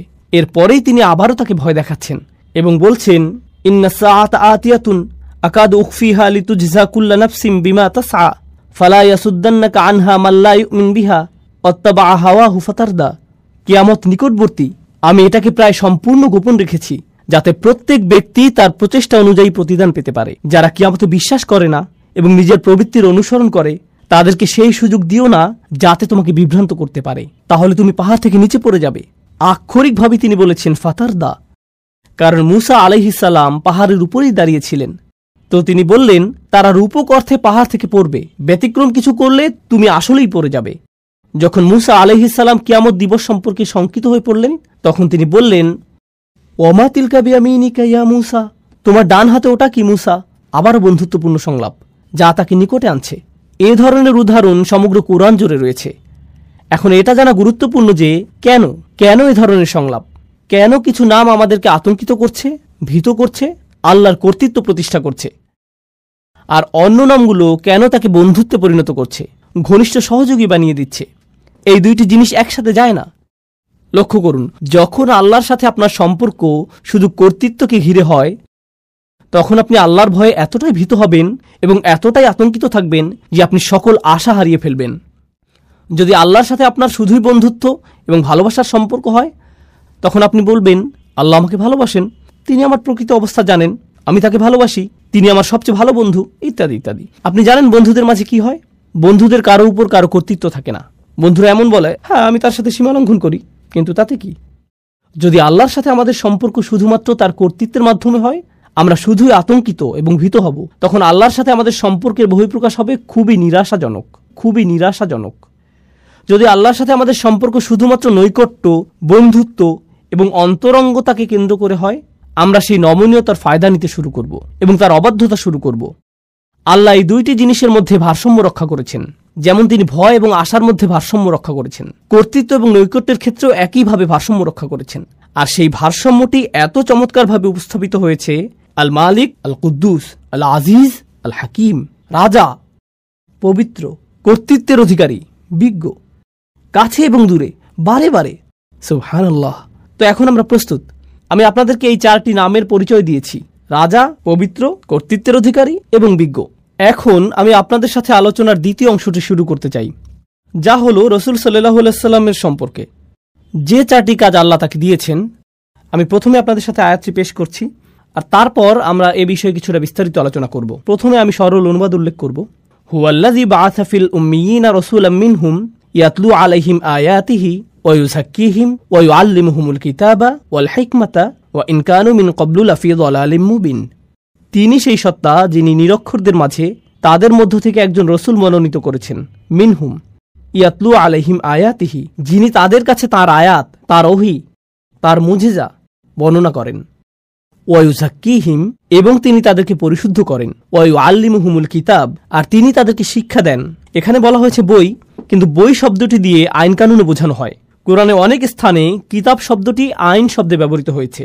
তো তিনি তাদেরকে আইন কানুন শিক্ষা দেন, ওয়াল হিকমা, এবং বিজ্ঞতা শিক্ষা দেন। আবারও আমি অনুবাদটি সারমর্ম নিজের ভাষায় বলছি।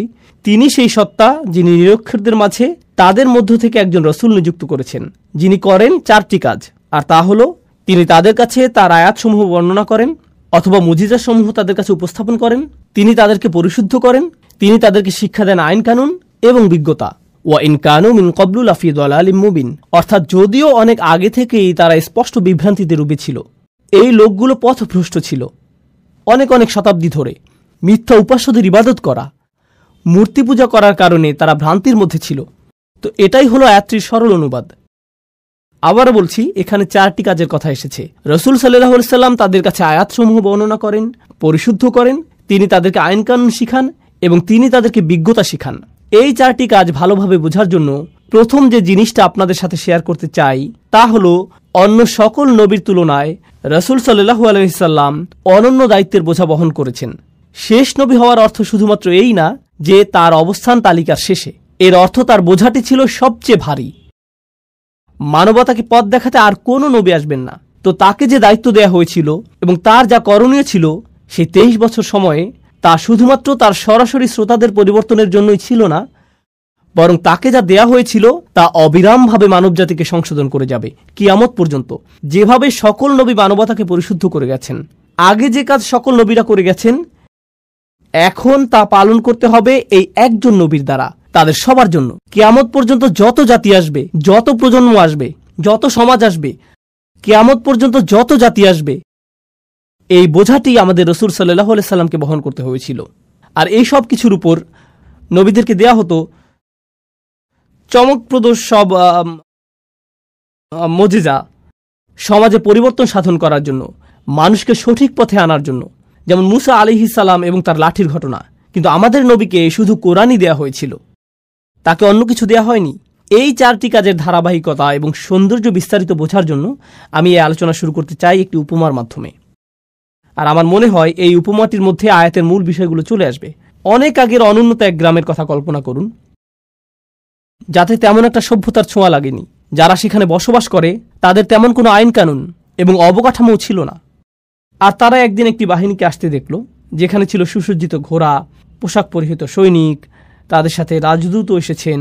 আর সেই রাজদূতের দেহে এমন সব পোশাক যা তারা আগে দেখেনি কখনো। নিঃসন্দেহে এই নবাগতরা এই এলাকার অধিবাসী না। আর সেই দূত তাদের সামনে একটি রাজফরমান মেলে ধরলেন এবং একজন রাজার পাঠানো বার্তা তাদেরকে পড়ে শোনাতে লাগলেন, যিনি কিনা তাদের গ্রামকে দখল করতে চান, তার সাম্রাজ্যের অন্তর্ভুক্ত করতে চান এবং তাদের তার রাজ্যের অংশ হওয়ার সুযোগ দানে ধন্য করতে চান। তিনি সেই রাজার পক্ষ থেকে এই সকল বার্তা তাদেরকে দিয়ে যাচ্ছেন। গ্রামের অধিবাসীরা তাকে দেখে বলল, প্রথমত এটা পরিষ্কার যে আপনারা বহিরাগত, কিন্তু কিভাবে আমরা বুঝবো যে আপনি আসলে একজন রাজার কাছ থেকে এসেছেন? এর সপক্ষে কি প্রমাণ আছে আপনার কাছে? কি প্রমাণ আছে আপনার কাছে? তো তিনি তাদেরকে দেখালেন মুদ্রা। তিনি তাদেরকে এমন ধনভাণ্ডার দেখালেন যার অধিকারী হওয়া একজন রাজার পক্ষেই সম্ভব। তিনি তাদেরকে এমন কিছু নিদর্শন দেখালেন যাতে প্রকাশ পায় যে তিনি আসলে একজন রাজপ্রতিনিধি। যদি তারা সন্তুষ্ট হয়, তারা বলবে, আমরা তার কথা শুনে দেখব, আমরা শুনতে চাই এই রাজার কি বক্তব্য। আমরা বেশ চমৎকৃত হয়েছি এই বাহিনী এবং এর সাথে যা কিছু তিনি নিয়ে এসেছেন এবং তার রাজকীয় প্রমাণাদি দেখে। আমরা তার প্রস্তাবটি বিবেচনা করব।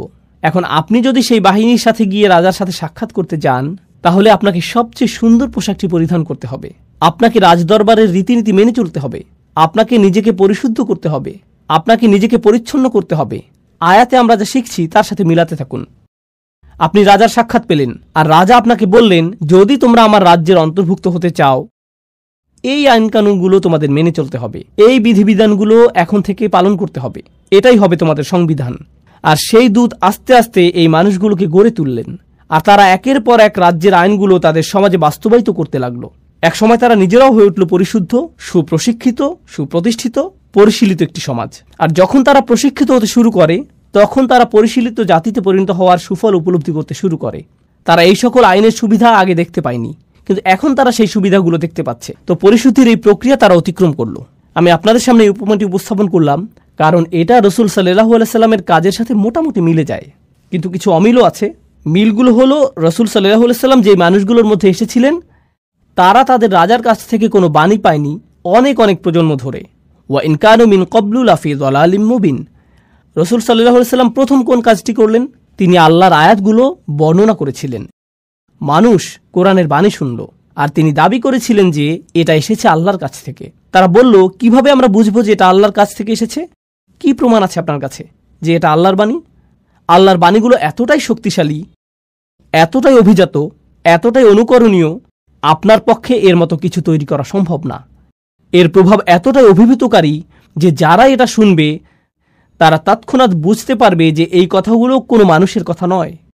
তারা আল্লাহর বাণীর মুজিজা সরাসরি উপলব্ধি করেছিল আর শুধুমাত্র এটাই তাদেরকে বিনয়াবনত করেছিল।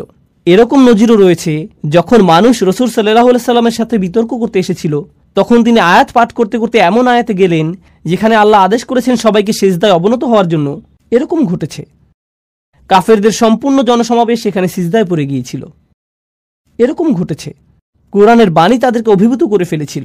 এই প্রথম কাজটি রসুল সাল্লাল্লাহু আলাইহি সাল্লাম করেছেন, মানুষকে কোরআনের শক্তিশালী মুজিজার সাথে পরিচয় করিয়েছেন। ইয়াতলু আলাইহিম আয়াতিহি, তিনি এটা তাদের কাছে উপস্থাপন করেছেন।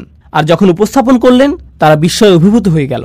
এই মানুষটি এটা সৃষ্টি করতে পারে না, এটা এসেছে অনেক বেশি মহান, অনেক বেশি রাজকীয়, অনেক বেশি শক্তিশালী কোন সত্তার কাছ থেকে।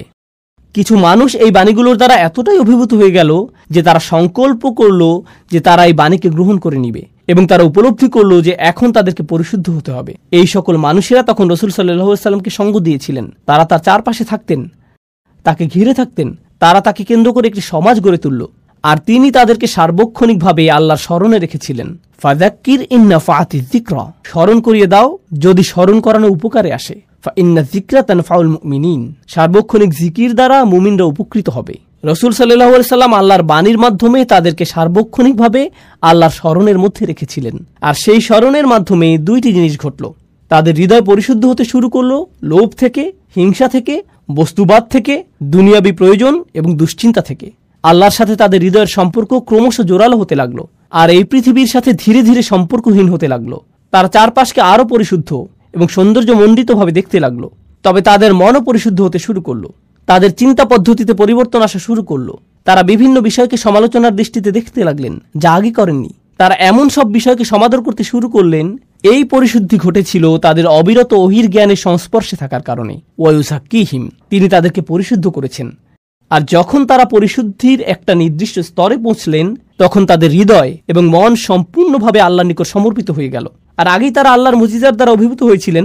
এভাবেই তারা সবচেয়ে শক্তিশালী মানুষে পরিণত হলেন, এমন মানুষ যারা সবকিছু ছাড়তে প্রস্তুত ছিলেন। অবশেষে আল্লাহ তাদেরকে আইনের বিধিবিধান প্রদান করলেন। যখন তিনি বললেন, নির্দিষ্ট কিছু খাবার যা তোমরা আজীবন খেয়ে এসেছো তা এখন থেকে আর খেতে পারবে না, নির্দিষ্ট কিছু পানীয় যা ছিল নেশা সৃষ্টিকারী, মদ এবং অ্যালকোহল যা তোমরা সারা জীবন উপভোগ করে এসেছো, আজকে থেকে এটা তোমাদের জন্য নিষিদ্ধ, নির্দিষ্ট কিছু পোশাক, নারীরা নিজেদেরকে সুসজ্জিত করতে চকমকে পোশাক পরতে এবং সামাজিক অনুষ্ঠানীতিতে যেতে পছন্দ করত। আর তারপর কোরআন বলল, না, আজকে থেকে তোমরা অন্যভাবে পোশাক পরিধান করবে, এবং তাদেরকে আইনের বিধিবিধান দিল। যখন আল্লাহ আইনের বিধিবিধান দিলেন, এই মানুষগুলো তৎক্ষণাৎ প্রস্তুত ছিলেন তা বাস্তবায়নের জন্য। কেন এরকম ঘটল? কারণ দীর্ঘ একটা সময় ধরে দুইটি বিষয় ঘটে গিয়েছিল। ইয়াতলু আলাইহিম আয়াতিহি, তারা অভিভূত হয়েছিল আল্লাহর মুজিজার দ্বারা, তারা আল্লাহর বাণীর কাছে বিনয়াবনত হয়েছিল এবং অবিরত তারা কোরআনের স্মরণ দ্বারা পরিশুদ্ধ হয়েছিলেন। এরপর অবশেষে তারা প্রস্তুত হয়েছিলেন আইন মানার জন্য। এই বিষয়ে হযরত আয়েশা রাদিয়াল্লাহু তাআলা আনহার উক্তিটি স্মরণীয় হয়ে থাকবে, লাউ আউয়ালা মা নাযালা মিনাল কুরআন লা তাশরবুল খামর লাকুল্লা আল্লাহি লান নাতরুকাল খামরা আবাদা।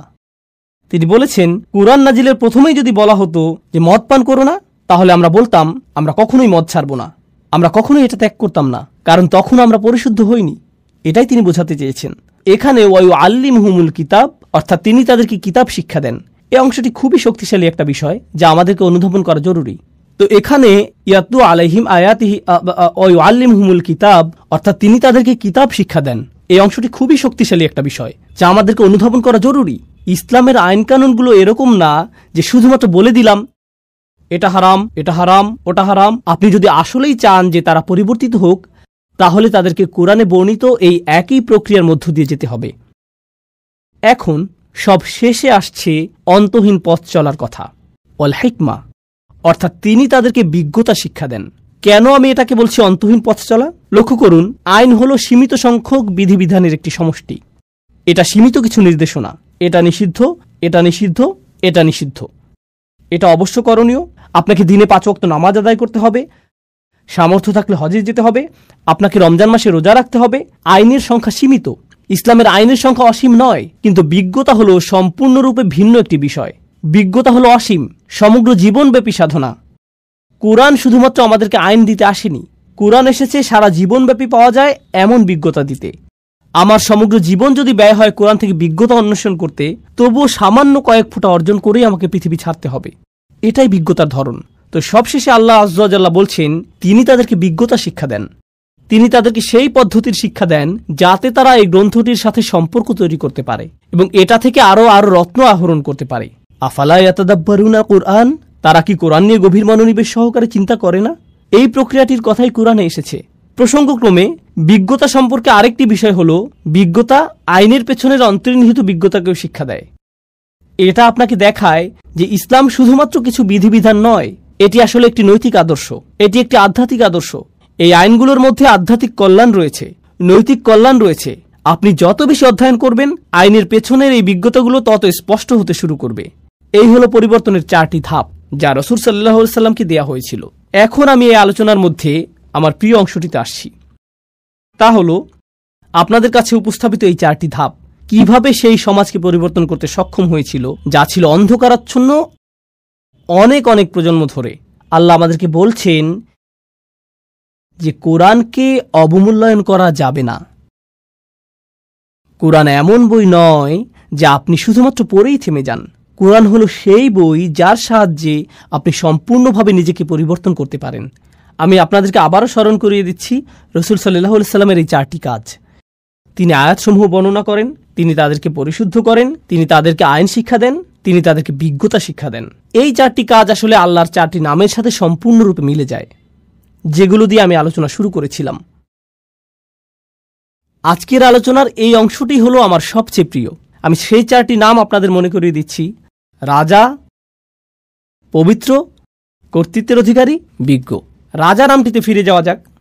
যখন সেই বাহিনী আসলো এবং মানুষ সেই রাজদূতকে দেখল, তারা দ্বিধায় পড়ে গেল। তখন কি দেখাতে হয়েছিল? প্রমাণ। আয়াত আসলে কি? যখন রাসূল সাল্লাল্লাহু আলাইহি সাল্লাম মানুষের সামনে আয়াত পাঠ করেন, যখন তিনি তাদেরকে এর মুজিজা দেখান, এর মাধ্যমে তিনি আসলে কি করছেন? তিনি আসলে তাদেরকে প্রমাণ দেখাচ্ছেন যে এটা একমাত্র আল্লাহর পক্ষ থেকেই আসা সম্ভব। আয়াতের মধ্যেই তারা তাদের রাজাকে চিনতে পারবে। লক্ষ্য করুন, কোরআনের ভূমিকাতেও আল্লাহর পরিচয় এভাবে এসেছে, আলহামদুলিল্লাহি রব্বিল আলামিন আর রহমানির রহিম মালিক ইয়াউমিদ্দিন। আর রহমানির রহিম দিয়ে নৈকট্য প্রকাশ করছে। আর তারপর আসছে সেই অভিজাত্যের বর্ণনা। তিনি বিচার দিবসের রাজা, বিচার দিবসের মালিক এবং প্রভু। তো রাজাকে চিনা যায় তার চিহ্ন দ্বারা, এজন্য ইয়াতলু আলাইহিম আয়াতিহি। এভাবেই মানুষ আল্লাহর স্মরণে বিস্ময়ে অভিভূত হয়ে যাবে যখন তারা কোরআনের মুজিজাগুলো বুঝতে পারবে। আল্লাহর দ্বিতীয় নামটি ছিল আল কুদ্দুস। আল কুদ্দুস অর্থ কি? পবিত্র। চিন্তা করুন, দ্বিতীয় আয়াতে রাসূল সাল্লাল্লাহু আলাইহি সাল্লামের দ্বিতীয় কাজটি কি ছিল? ওয়ায়ুযাক্কিহিম, অর্থাৎ তিনি তাদেরকে পবিত্র করেন। পবিত্র হলো আল্লাহর গুণবাচক নাম, আর এই নামের দ্বারা অনুপ্রাণিত হয়ে এই কাজটি রাসূল সাল্লাল্লাহু আলাইহি সাল্লাম করছেন। তিনি মানুষকে পবিত্র, পরিশুদ্ধ করছেন, তাদেরকে সেই পবিত্র সত্তার আরো নিকটবর্তী করার মাধ্যমে। রাসূল সাল্লাল্লাহু আলাইহি সাল্লাম এটাই করেছেন। তিনি আল্লাহর এই চারটি নামকে মানুষের হৃদয়ে পৌঁছে দিয়েছেন। তিনি এগুলোকে মানুষের হৃদয়ে গেঁথে দিয়েছেন। আল্লাহর তৃতীয় নামটি ছিল আল আজিজ, কর্তৃত্বের অধিকারী। এমন কর্তৃত্ব যিনি সম্মান পাওয়ার যোগ্য। আর আইন প্রণয়ন ছাড়া কর্তৃত্ব পরিপূর্ণ হয় নাকি? কর্তৃত্বের অধিকারী আইন প্রণয়ন করতে পারেন। তাহলে রাসূল সাল্লাল্লাহু আলাইহি সাল্লাম আইনের বিধিবিধান শিক্ষা দেন। কার পক্ষ থেকে এই আইন? কর্তৃত্বের অধিকারীর পক্ষ থেকে। কার কর্তৃত্ব সম্মান পাওয়ার যোগ্য? যতক্ষণ পর্যন্ত আপনার মধ্যে সেই কর্তৃত্বের প্রতি এই ভয়, এই সম্মান তৈরি না হবে, যতক্ষণ আপনি বুঝতে না পারবেন যে এই কর্তৃত্বের কাছ থেকে যা আসে তার উদ্দেশ্য আপনাকে পরিশুদ্ধ করা, আপনি সেই আইন বাস্তবায়ন করতে পারবেন না। আপনি সেই আইন অনুযায়ী জীবন পরিচালনা করতে পারবেন না। রাসূল সাল্লাল্লাহু আলাইহি সাল্লাম আল্লাহর সেই ইজ্জাহ এর দাবি আদায় করেছিলেন মানুষকে আল আজিজের আইন এবং তার সংবিধান শিক্ষা দেওয়ার মাধ্যমে। সবশেষে প্রথম আয়াতে আল্লাহর শেষ নামটি ছিল আল হাকিম, অর্থাৎ বিজ্ঞ। আল্লাহর এই নামটি রাসূল সাল্লাল্লাহু আলাইহি সাল্লামের কোন কাজের সাথে সামঞ্জস্যপূর্ণ? আল্লাহ সুবহানাহু ওয়া তাআলা বলছেন, ওয়া ইউআল্লিমুহুমুল কিতাবা ওয়াল হিকমা। তিনি তাদেরকে শিক্ষা দেন বিজ্ঞতা। আল্লাহ হলেন সবচেয়ে বিজ্ঞ, যিনি তার রাসূলকে শিক্ষা দিয়েছেন যাতে তিনি তার অনুসারীদের মনে বিজ্ঞতা সঞ্চারিত করেন, যারা এই আহ্বানে সাড়া দিবে এবং এই বিশ্বাসকে আলিঙ্গন করবে। সুবহানাল্লাহ। আল্লাহর চারটি নাম রাসূল সাল্লাল্লাহু আলাইহি সাল্লামের উপর আরোপিত চারটি কাজের সাথে সরাসরি মিলে যাচ্ছে। এটাই হলো পরিবর্তনের জন্য কোরআনের বিস্ময়কর পথ চলা, যে পথে বহু মানুষ হেঁটেছে এই নামগুলোকে হৃদয়ে ধারণ করার মাধ্যমে, যা আকাশ এবং পৃথিবী উপলব্ধি করতে পেরেছে। আল্লাহ যা বলেছেন তা হলো, তোমরা যদি এই নামগুলোকে হৃদয়ে ধারণ করতে পারো, তোমরাও আকাশ এবং পৃথিবীর সাথে সামঞ্জস্যপূর্ণ হয়ে উঠবে। রাসূল সাল্লাল্লাহু আলাইহি সাল্লাম এই উদ্দেশ্যে এসেছিলেন, আপনাদের মধ্যে সেই শৃঙ্খলা নিয়ে আসা যা ইতিমধ্যে আপনার চারপাশে বিদ্যমান রয়েছে। আশ-শামসু ওয়াল কমারু বিহুসবান ওয়ান নাজমু ওয়াশ-শাজারু ইয়াসজুদান, অর্থাৎ তারকা এবং বৃক্ষরাজি সিজদায় অবনত হয়। কেন তিনি আমাদেরকে বলেছেন যে তারকা এবং বৃক্ষরাজি সিজদা করে? অথবা পাখিদের তাসবিহ পড়া? আল্লাহ বলেছেন পাখিরা তাসবিহ পড়ে। ওয়া ইম মিন শাইইন ইল্লা ইউসাব্বিহু বিহামদিহি ওয়ালাকিন লা তাফকাহুনা তাসবিহাহুম, অর্থাৎ এমন কোনো জিনিস নেই যা তার প্রশংসা সহকারে তাসবিহ করে না। তো এভাবেই আমরা আমাদের চারপাশের অন্য সৃষ্টি জগতের সাথে একত্র হতে পারি। এখন আমরা একটা মজাদার বিষয়বস্তুতে এসে পড়েছি। আগের সকল আলোচনার বিবেচনায় কিভাবে আমরা নিজেদের পরিবর্তনের বিষয়টা চিন্তা করতে পারি? ইন্টারেস্টিং একটা প্রশ্ন হলো, চমৎকার এই পরিবর্তনের বিষয়ে আমরা যখন চিন্তা করি, আমি ছোটবেলা থেকে শুনে এসেছি, সম্ভবত আপনিও সারা জীবন খুতবা এবং আলোচনায় শুনেছেন, সাহাবীদের চরিত্র কত চমৎকার ছিল, তাদের জীবনের পরিবর্তন কতটা বিস্ময়কর ছিল, কি অবিশ্বাস্য পরিবর্তনের মধ্য দিয়ে তারা জীবন অতিবাহিত করেছিলেন, আল্লাহর প্রতি কি বিস্ময়কর আনুগত্য তারা প্রদর্শন করেছিলেন। আপনি তাদের সম্পর্কে শুধু শুনেই গিয়েছেন, আর আপনি মনে মনে হয়তো বলেছেন তারা এত ভালো ছিলেন, কিন্তু এর সাথে আমার সম্পর্ক কোথায়? তারা ছিলেন অসাধারণ, এটা আমার বুঝে আসে, কিন্তু আমি নিঃসন্দেহে তেমনটি নই। আমার দ্বারা কি এই ধরনের পরিবর্তন সম্ভব? কোরআন কি আমাকে শুধুমাত্র এই অসাধারণ ঐতিহাসিক পরিবর্তনের কথাই বলছে? এক্ষেত্রে লক্ষ্য করুন তৃতীয় আয়াতটি, দেখুন আল্লাহ কি বলছেন, ওয়া আখারিনা মিনহুম লাম্মা ইয়ালহাকু বিহিম ওয়া হুয়াল আজিজুল হাকিম, অর্থাৎ তারা ছাড়াও অন্যরা যারা হয়তো আরব না, আর এর দ্বারা পরবর্তী প্রজন্ম বোঝাতে পারে, যারা এখনও তাদের সাথে মিলিত হয়নি। তৃতীয় আয়াতে এটাই বলছে যে তারা ছাড়াও অন্যরা যারা এখনও তাদের সাথে এক হয়নি। ওয়া হুয়াল আজিজুল হাকিম, অর্থাৎ তিনি হলেন সকল কর্তৃত্বের অধিকারী। এর দ্বারা আল্লাহ বলছেন আধ্যাত্মিক ও নৈতিক এই বিপ্লবটি শুধুমাত্র এমন কিছু মানুষের মধ্যে সীমাবদ্ধ নয় যারা রাসূল সাল্লাল্লাহু আলাইহি সাল্লামের সাহচর্য পেয়েছেন, বরং এটা এমন একটা বিষয় যার ধারাবাহিকতা অব্যাহত থাকবে, কারণ তিনি হলেন সর্বশেষ রাসূল। অন্যরা এখনও তাদের সাথে যোগ দেয়নি, তারা কখনোই তাদের রাসূলের সাক্ষাৎ পায়নি, কিন্তু তারা কোরআনের সাক্ষাৎ পাবে। তারা কখনোই সাহাবীদের সাক্ষাৎ পায়নি, কিন্তু তারা একই ধরনের পরিবর্তনের সাক্ষাৎ পাবে। তারা আসছে।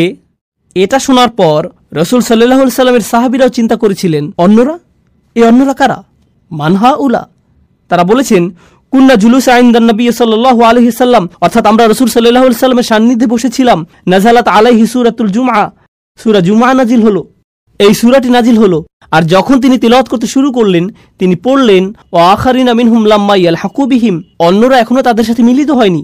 যখন তারা এই আয়াতটি শুনলেন, তারা বললেন, এরা কারা? তখন রাসূল সাল্লাল্লাহু আলাইহি সাল্লাম তাকালেন সালমান আল ফারসির দিকে। তিনি দেখালেন সালমান আল ফারসির দিকে। এরপরে কি ঘটেছিল তা বলার আগে আসুন সালমান ফারসি সম্পর্কে কিছুটা জেনে নেওয়া যাক। যারা জানেন না তাদের জন্য বলছি, তার নামের অর্থ হল পারস্যবাসী সালমান। নাম থেকে বোঝা যায় তিনি কোন এলাকার। তিনি পারস্য বা ইরানের মানুষ। তিনি জন্মেছিলেন এবং বেড়ে উঠেছিলেন অগ্নিপূজক পুরোহিত একটি পরিবারে। তার পরিবার ছিল অগ্নিপূজারীদের ধর্মীয় গুরু শ্রেণীর। তিনি তার ধর্মকে অস্বীকার করেছিলেন। এটা তার কাছে যুক্তিসঙ্গত মনে হয়নি। তিনি একমাত্র সত্য সৃষ্টিকর্তার সন্ধান করছিলেন, আর তার এই বিশ্বাসের জন্য তিনি অত্যাচারিত, কারাবন্দী এবং নির্যাতিত হয়েছিলেন। তার পরিবারের জন্য তিনি লজ্জার কারণে পরিণত হয়েছিলেন। তিনি বন্দিদশা থেকে মুক্ত হলেন, পালিয়ে গেলেন সত্যের সন্ধানে। এরপর একজন খ্রিস্টান পাদ্রীর সাক্ষাৎ পেলেন, তার শিষ্যত্ব গ্রহণ করলেন, যিনি তাকে শিক্ষা দিয়েছিলেন পূর্ববর্তী আসমানি গ্রন্থসমূহ, তাওরাত, হিব্রু বাইবেল, আরও শিক্ষা দেন ঈসা আলাইহিস সালামের শিক্ষাগুলো। তাকে শিক্ষা দেন সর্বশেষ নবীর আবির্ভাবের লক্ষণসমূহ, যিনি আসবেন মদিনাতে। তো সালমান আল ফারসি বললেন, আমাকে সেখানে যেতে হবে, সর্বশেষ নবীর সাক্ষাৎ পাওয়ার জন্য আমি সেখানে যেতে চাই। তো তিনি রওনা দিলেন এবং ডাকাতের হাতে পড়ে দাস হিসেবে বিক্রি হয়ে গেলেন। দাস হিসেবে মদিনাতেই তাকে নিয়ে আসা হলো। দাস হিসেবে থেকেই সেখানে রাসূল সাল্লাল্লাহু আলাইহি সাল্লামের আগমনের অপেক্ষা করছিলেন। আর যখন রাসূল সাল্লাল্লাহু আলাইহি সাল্লাম হিজরত করে মদিনায় আসলেন, তিনি নিজেকে উপস্থাপন করলেন এবং বললেন, আমি এভাবে এখানে এসেছি, আমি আপনার সাক্ষাতের প্রত্যাশায় এখানে এসেছি। ফিরে আসছি আমাদের আলোচনায়। উনি ছিলেন ইরানের অধিবাসী, যিনি এমন পরিবেশে ছিলেন যার ইসলামের সাথে কোনো সম্পর্ক ছিল না, কোনো দাওয়াত, কোনো প্রচারণা ছিল না। তিনি নিজে সত্যের অনুসন্ধান করেছিলেন এবং রাসূল সাল্লাল্লাহু আলাইহি সাল্লামের সান্নিধ্য লাভে ধন্য হয়েছিলেন। ইনি সেই ব্যক্তি। সাহাবীরা রাসূল সাল্লাল্লাহু আলাইহি সাল্লামকে প্রশ্ন করলেন, অন্যরা এখনো তাদের সাথে মিলিত হয়নি, এরা কারা? তিনি সালমান আল ফারসির দিকে ইশারা করলেন। তারপর বললেন, লাউ কানা ঈমানু ইনদা সুরাইয়া, ঈমান যদি বৃহস্পতি গ্রহের মতো দূরবর্তী স্থানেও থাকত, লানালাহু রিজালুম মিন হাউলা, তার মতো মানুষেরা ঈমানের জন্য সেখানেও পৌঁছে যেত। এমন মানুষ আছে যারা অনুসন্ধানে রত থাকবে। তারা পৃথিবীর যেখানেই থাকুক না কেন, ইসলাম থেকে যত দূরেই তারা থাকুক, হয়তো লা ইলাহা ইল্লাল্লাহ সম্পর্কে তাদের কোনো ধারণা নেই, হয়তো আরবি ভাষা অথবা মুসলিম সমাজ জীবন সম্পর্কে তাদের কোনো ধারণাই নেই, হয়তো তাদের কিছুই জানা নেই, তারা জানে না কোরআন কি, আর এই সকল মানুষই আল্লাহকে খুঁজে পাবেন। রাসূল সাল্লাল্লাহু আলাইহি সাল্লাম বললেন, এরাই সেই সব মানুষ যাদের সম্পর্কে আল্লাহ বলেছেন এই আয়াতে। অন্য কথায়, এই পরিবর্তন প্রথম প্রজন্ম পর্যন্ত সীমাবদ্ধ থাকেনি, এটা চলমান রয়েছে। সালমান আল ফারসির দিকে ইঙ্গিত করার মাধ্যমে রাসূল সাল্লাল্লাহু আলাইহি সাল্লাম আসলে আমাদের সকলের প্রতি ইঙ্গিত করেছেন। তিনি আমাদেরকে বলে গেছেন যে এই পরিবর্তন আপনার আমার দ্বারা অসম্ভব। তো আমাদেরকে বুঝতে হবে পরিবর্তনের সেই পথের সাথে সম্পৃক্ত হওয়ার প্রকৃত অর্থ কী। উপসংহারে এই বিষয়টি আপনাদের সাথে আলোচনা করতে চাই। আমি শুধুমাত্র পরিবর্তনের এই তত্ত্বটি শোনাতে চাই না, আমি আপনাদের জানাতে চাই যে আমি এটাকে আমার নিজের জীবনের লক্ষ্যে পরিণত করেছি। কিভাবে আমি নিজেকে এবং অন্যদেরকে পরিবর্তনের সেই পথে সম্পৃক্ত হওয়ার জন্য সাহায্য করতে পারি। আমরা মনে করি যে আজকের আলোচিত এই আয়াতের শিক্ষাগুলো জীবনে প্রয়োগ করার জন্য আমাদের কাছে একটি মাধ্যম রয়েছে, যার নাম হলো বাইয়িনা টিভি। আপনাদের মধ্যে কেউ কেউ হয়তো ইতিমধ্যে এর সাথে পরিচিত, কিন্তু আমি আপনাদেরকে বর্ণনা করতে চাই কিভাবে বাইয়িনা টিভি কাজ করে এবং এর মাধ্যমে আপনি কি অর্জন করতে পারবেন বলে আমরা আশা করছি। দিন শেষে এটাই আমার জীবনের লক্ষ্য। আমার সকল প্রচেষ্টা ব্যয় করছি জ্ঞানের এই ভাণ্ডারকে আরও সমৃদ্ধ করার জন্য, যাতে মানুষ পরিবর্তনের এই প্রক্রিয়াটিকে অনুভব করতে পারে, যে পরিবর্তনের দ্বারা আমি নিজেও প্রবলভাবে অনুপ্রাণিত হয়েছি। আর আমি আশা করছি আপনি এই পথ চলায় আমার সাথেই থাকবেন। রাসূল সাল্লাল্লাহু আলাইহি সাল্লামের যে কাজগুলো নিয়ে কথা বলছিলাম, চলুন সেখানে যাওয়া যাক। তার আগে বাইয়িনা টিভি সম্পর্কে কিছুটা বলে নিতে চাই। এটা হলো সম্পূর্ণ কোরআনের পথ ধরে আপনার ভ্রমণ, এমনভাবে যে আপনার জীবনের আলো ফিরিয়ে দেবে। এমনভাবে যে আপনি সহজেই জীবনের কর্মব্যস্ততার সাথে মানিয়ে নিতে পারবেন। আমি জানি মানুষের ব্যস্ততা আছে, আপনাদের মধ্যে অনেকেই রয়েছেন মা, অনেকে বিভিন্ন পেশায় নিয়োজিত, অনেকে ছাত্র, আপনাদের জীবনের ব্যস্ততা বিভিন্ন রকম, ব্যস্ততা সবসময় থাকবে। তবুও কোরআনের সাথে আমাদের নিয়মিত একটা সম্পর্ক রক্ষা করতে হবে। যারা সবকিছু ত্যাগ করে পুরো সময় নিয়ে শুধু কোরআন অধ্যয়ন করতে পারবেন না, সেক্ষেত্রেও কোরআনের সাথে নিয়মিত একটা সম্পর্ক আমাদের তৈরি করতে হবে, যাতে আমরা পদ্ধতিগতভাবে এবং আন্তরিকভাবে কোরআনের শিক্ষায় অগ্রগতি অর্জন করতে পারবো আমাদের নিজস্ব সময়সূচি অনুযায়ী। তো আপনাদের জন্য আমাদের পরিকল্পনাগুলো বলছি। 1 নম্বর পরিকল্পনা হলো শুধুমাত্র সূরা ফাতিহা অধ্যয়ন। সূরা ফাতিহার উপর আমাদের রেকর্ড করা লেকচার আছে, যা আমি দিয়েছিলাম কয়েক বছর আগে। আর এই লেকচারটার উদ্দেশ্য শুধুমাত্র কোরআনের পরিচিতি দেওয়াই নয়। অবশ্যই আল্লাহ এবং কোরআনের জন্য শ্রেষ্ঠ পরিচিতি হলো প্রথম সূরা ফাতিহা, কিন্তু আমি এটাকে এমনভাবে উপস্থাপন করেছি যাতে এটা বোঝা যায় যে সূরাটি এতটাই সুন্দর যে ঐশী গ্রন্থের পক্ষেই একমাত্র এমনটা হওয়া সম্ভব। শুধুমাত্র অনুবাদ করে সূরা ফাতিহার শিক্ষাগুলো উপস্থাপন করা আমার উদ্দেশ্য ছিল না, বরং আমি চেষ্টা করেছি এর মজিজাপূর্ণ সৌন্দর্য এবং শক্তিমত্তাকে প্রকাশ করতে। এটাই ছিল আমার প্রচেষ্টা। আমি আসলেই এই কোর্সটিকে বিশেষভাবে ভালোবাসি। এর সাথে আমার সম্পর্ক অন্যরকম, কারণ এমন অনেকের সাথে আমার সাক্ষাৎ হয়েছে যারা ছিলেন ধর্মযাজক অথবা ভিন্ন ধর্মাবলম্বী। তারা সূরা ফাতিহার এই ব্যাখ্যাটি শুনে ইসলাম গ্রহণ করেছিলেন। তো আমি মনে করি আপনার শুরু করার ক্ষেত্রে এটা গুরুত্বপূর্ণ।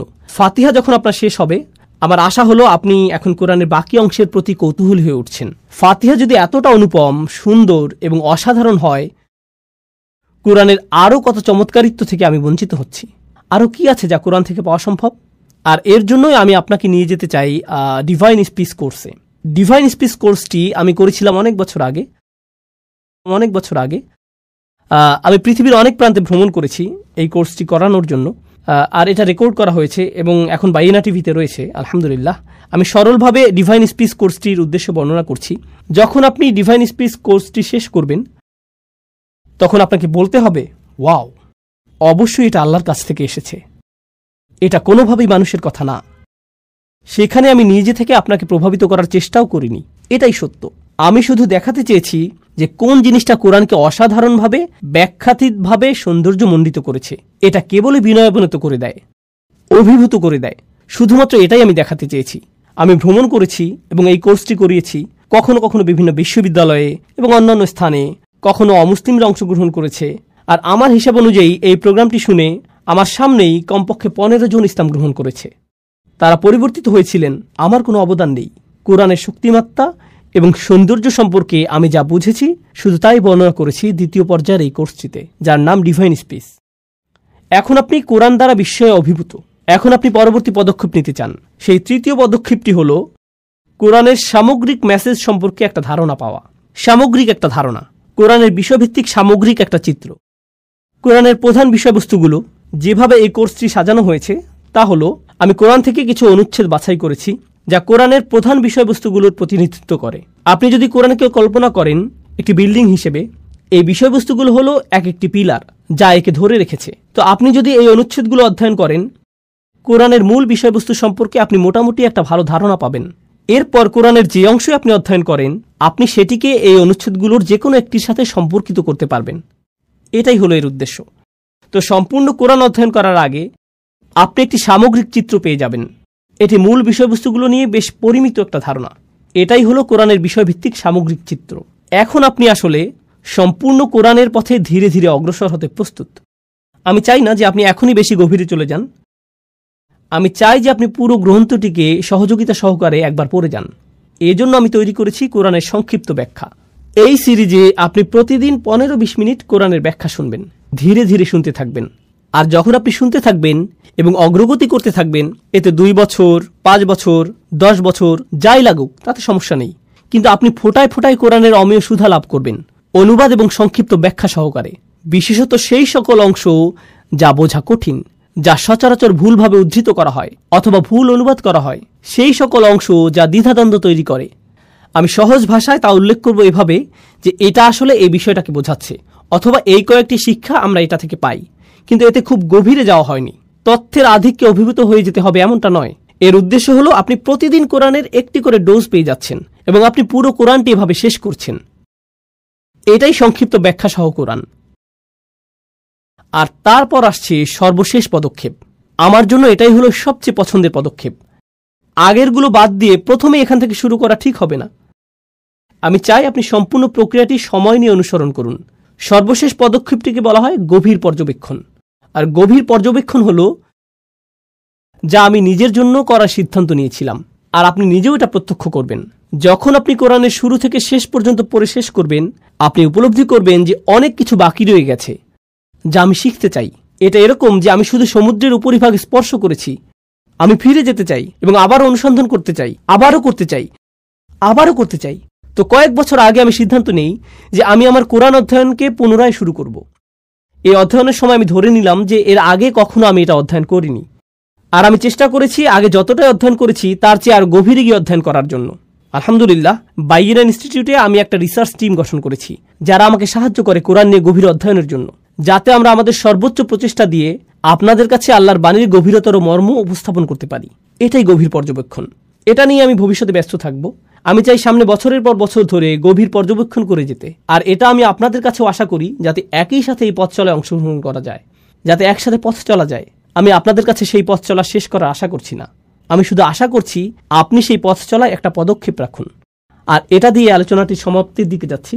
এই 5টি পদক্ষেপ যা আপনাদের কাছে উল্লেখ করেছি, সূরা ফাতিহা দিয়ে শুরু, ডিভাইন স্পিচ, কোরআনের বিষয়ভিত্তিক সামগ্রিক চিত্র, সংক্ষিপ্ত ব্যাখ্যা, গভীর পর্যবেক্ষণ, এই 5টি পদক্ষেপ। জানেন এগুলো কোথা থেকে অনুপ্রাণিত? এগুলো রাসূল সাল্লাল্লাহু আলাইহি সাল্লামের সেই 4টি কাজ থেকে অনুপ্রাণিত। এটা আমি আপনাদেরকে দেখাতে চাই। রাসূল সাল্লাল্লাহু আলাইহি সাল্লামের প্রথম কাজটি ছিল ইয়াতলু আলাইহিম আয়াতিহি। তিনি মানুষকে পরিচয় করিয়ে দিবেন মুজিজাসমূহ।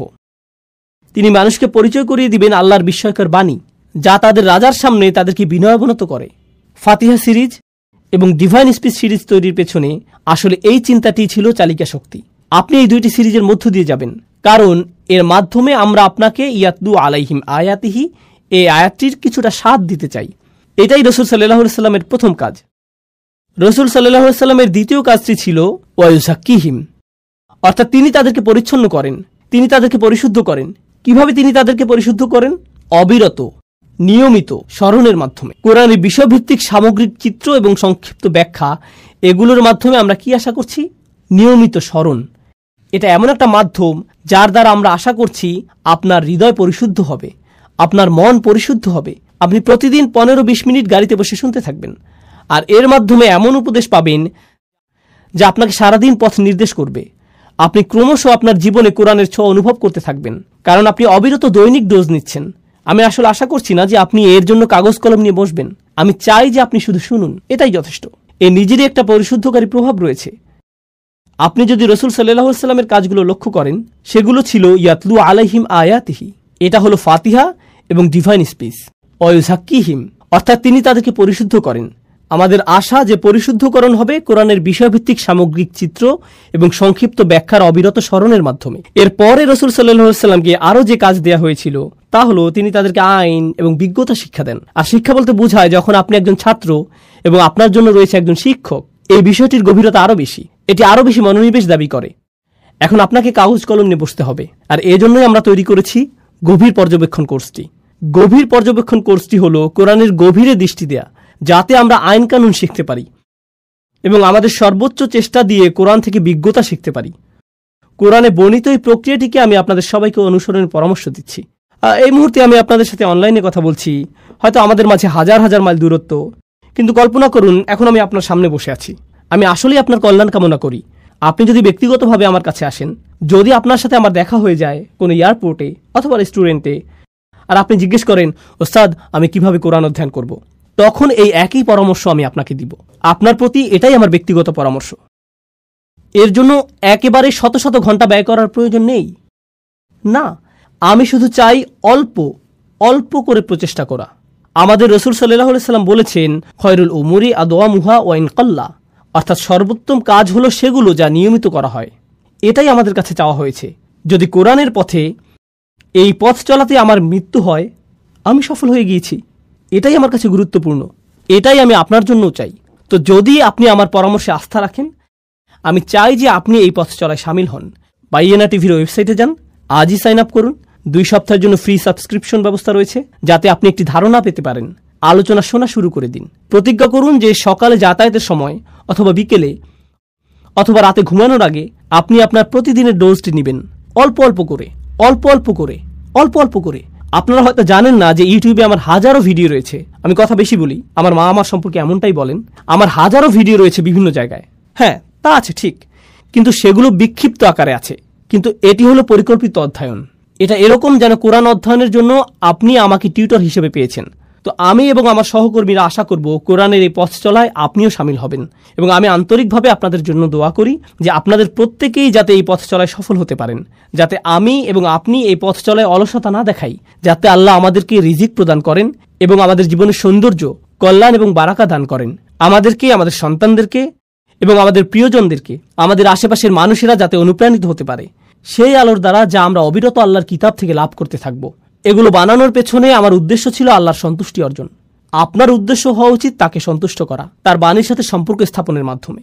ও আল্লাহ, আমি শুধু আপনার বাণী আরও বেশি করে অনুধাবন করতে চাই। আমি আরও বেশি আপনার বাণী অনুযায়ী চলতে চাই। আমি আমার হৃদয়কে আরও বেশি আপনার বাণী দ্বারা অনুপ্রাণিত করতে চাই। এটাই বাইয়ানা টিভির উদ্দেশ্য। অন্য কিছুই আমার কাছে গুরুত্বপূর্ণ নয়। আর কিছু না করে যদি আমরা এটুকুই করে থাকি, তাতেই আমি সন্তুষ্ট। আর আমি সন্তুষ্ট হব আপনার জন্য যদি আপনি আমাদেরকে সেই সম্মান দান করেন, যাতে আমরা একই সাথে আপনাকে নিয়ে এই পথ চলা শুরু করতে পারি। আশা করি দেখা হবে এই 2 সপ্তাহ ফ্রি সাবস্ক্রিপশনে। এখনই শুরু করুন। পরিবার এবং বন্ধুবান্ধবকে জানিয়ে দিন। আরও যোগ করে আমি বলতে চাই, অমুসলিম পরিবার এবং বন্ধুবান্ধব থাকলে তাদেরকেও জানিয়ে দিন, তাদেরকে একটি সাবস্ক্রিপশন নিয়ে দিন। আমার এমন কর্মচারী আছেন যারা তাদের অমুসলিম মা বাবাকে সাবস্ক্রিপশন উপহার দিয়েছেন। খ্রিস্টান মা যিনি শুনবেন সূরা আলে ইমরানের তাফসির এবং এটি অধ্যয়ন করবেন। কেন নয়, তাদেরকে আল্লাহর কিতাবের সাথে পরিচয় করিয়ে দিন। সরাসরি কোরআন ছাড়া আর ভালো কি হতে পারে যার থেকে তারা ইসলাম সম্পর্কে জানতে পারবে? তাদেরকে সরাসরি আল্লাহর কথা শোনার সুযোগ দিন। তো আমি আশা করছি যে এই প্রচেষ্টাটি আল্লাহ আমাদের সবার পক্ষ থেকে কবুল করে নেবেন। আপনারা সবাই আলোচনাটি শুনেছেন, এই জন্য কৃতজ্ঞতা প্রকাশ করছি। আমি অত্যন্ত উৎসাহী এই জন্য যে আমরা একটি অ্যাপও তৈরি করেছি। আপনাদের যাদের ভিডিও দেখার সুযোগ কম, অডিও হলে সুবিধা হয়, অ্যাপ থেকে অডিও ডাউনলোড করতে পারেন। এটা পাবেন অ্যাপ স্টোরে, আইফোন এবং অ্যান্ড্রয়েড অ্যাপ হিসেবে। ব্যস্ততার মধ্যেও আলোচনাগুলো শোনার জন্য এটা একটা সহজ উপায় ইনশাআল্লাহ। আমি আন্তরিকভাবে আশা করি আপনারা যাতে উপকৃত হতে পারেন। অনেক অনেক ধন্যবাদ আজকে অংশগ্রহণ করার জন্য। জাযাকুমুল্লাহু খাইরান। আসসালামু আলাইকুম ওয়া রাহমাতুল্লাহি ওয়া বারাকাতুহু।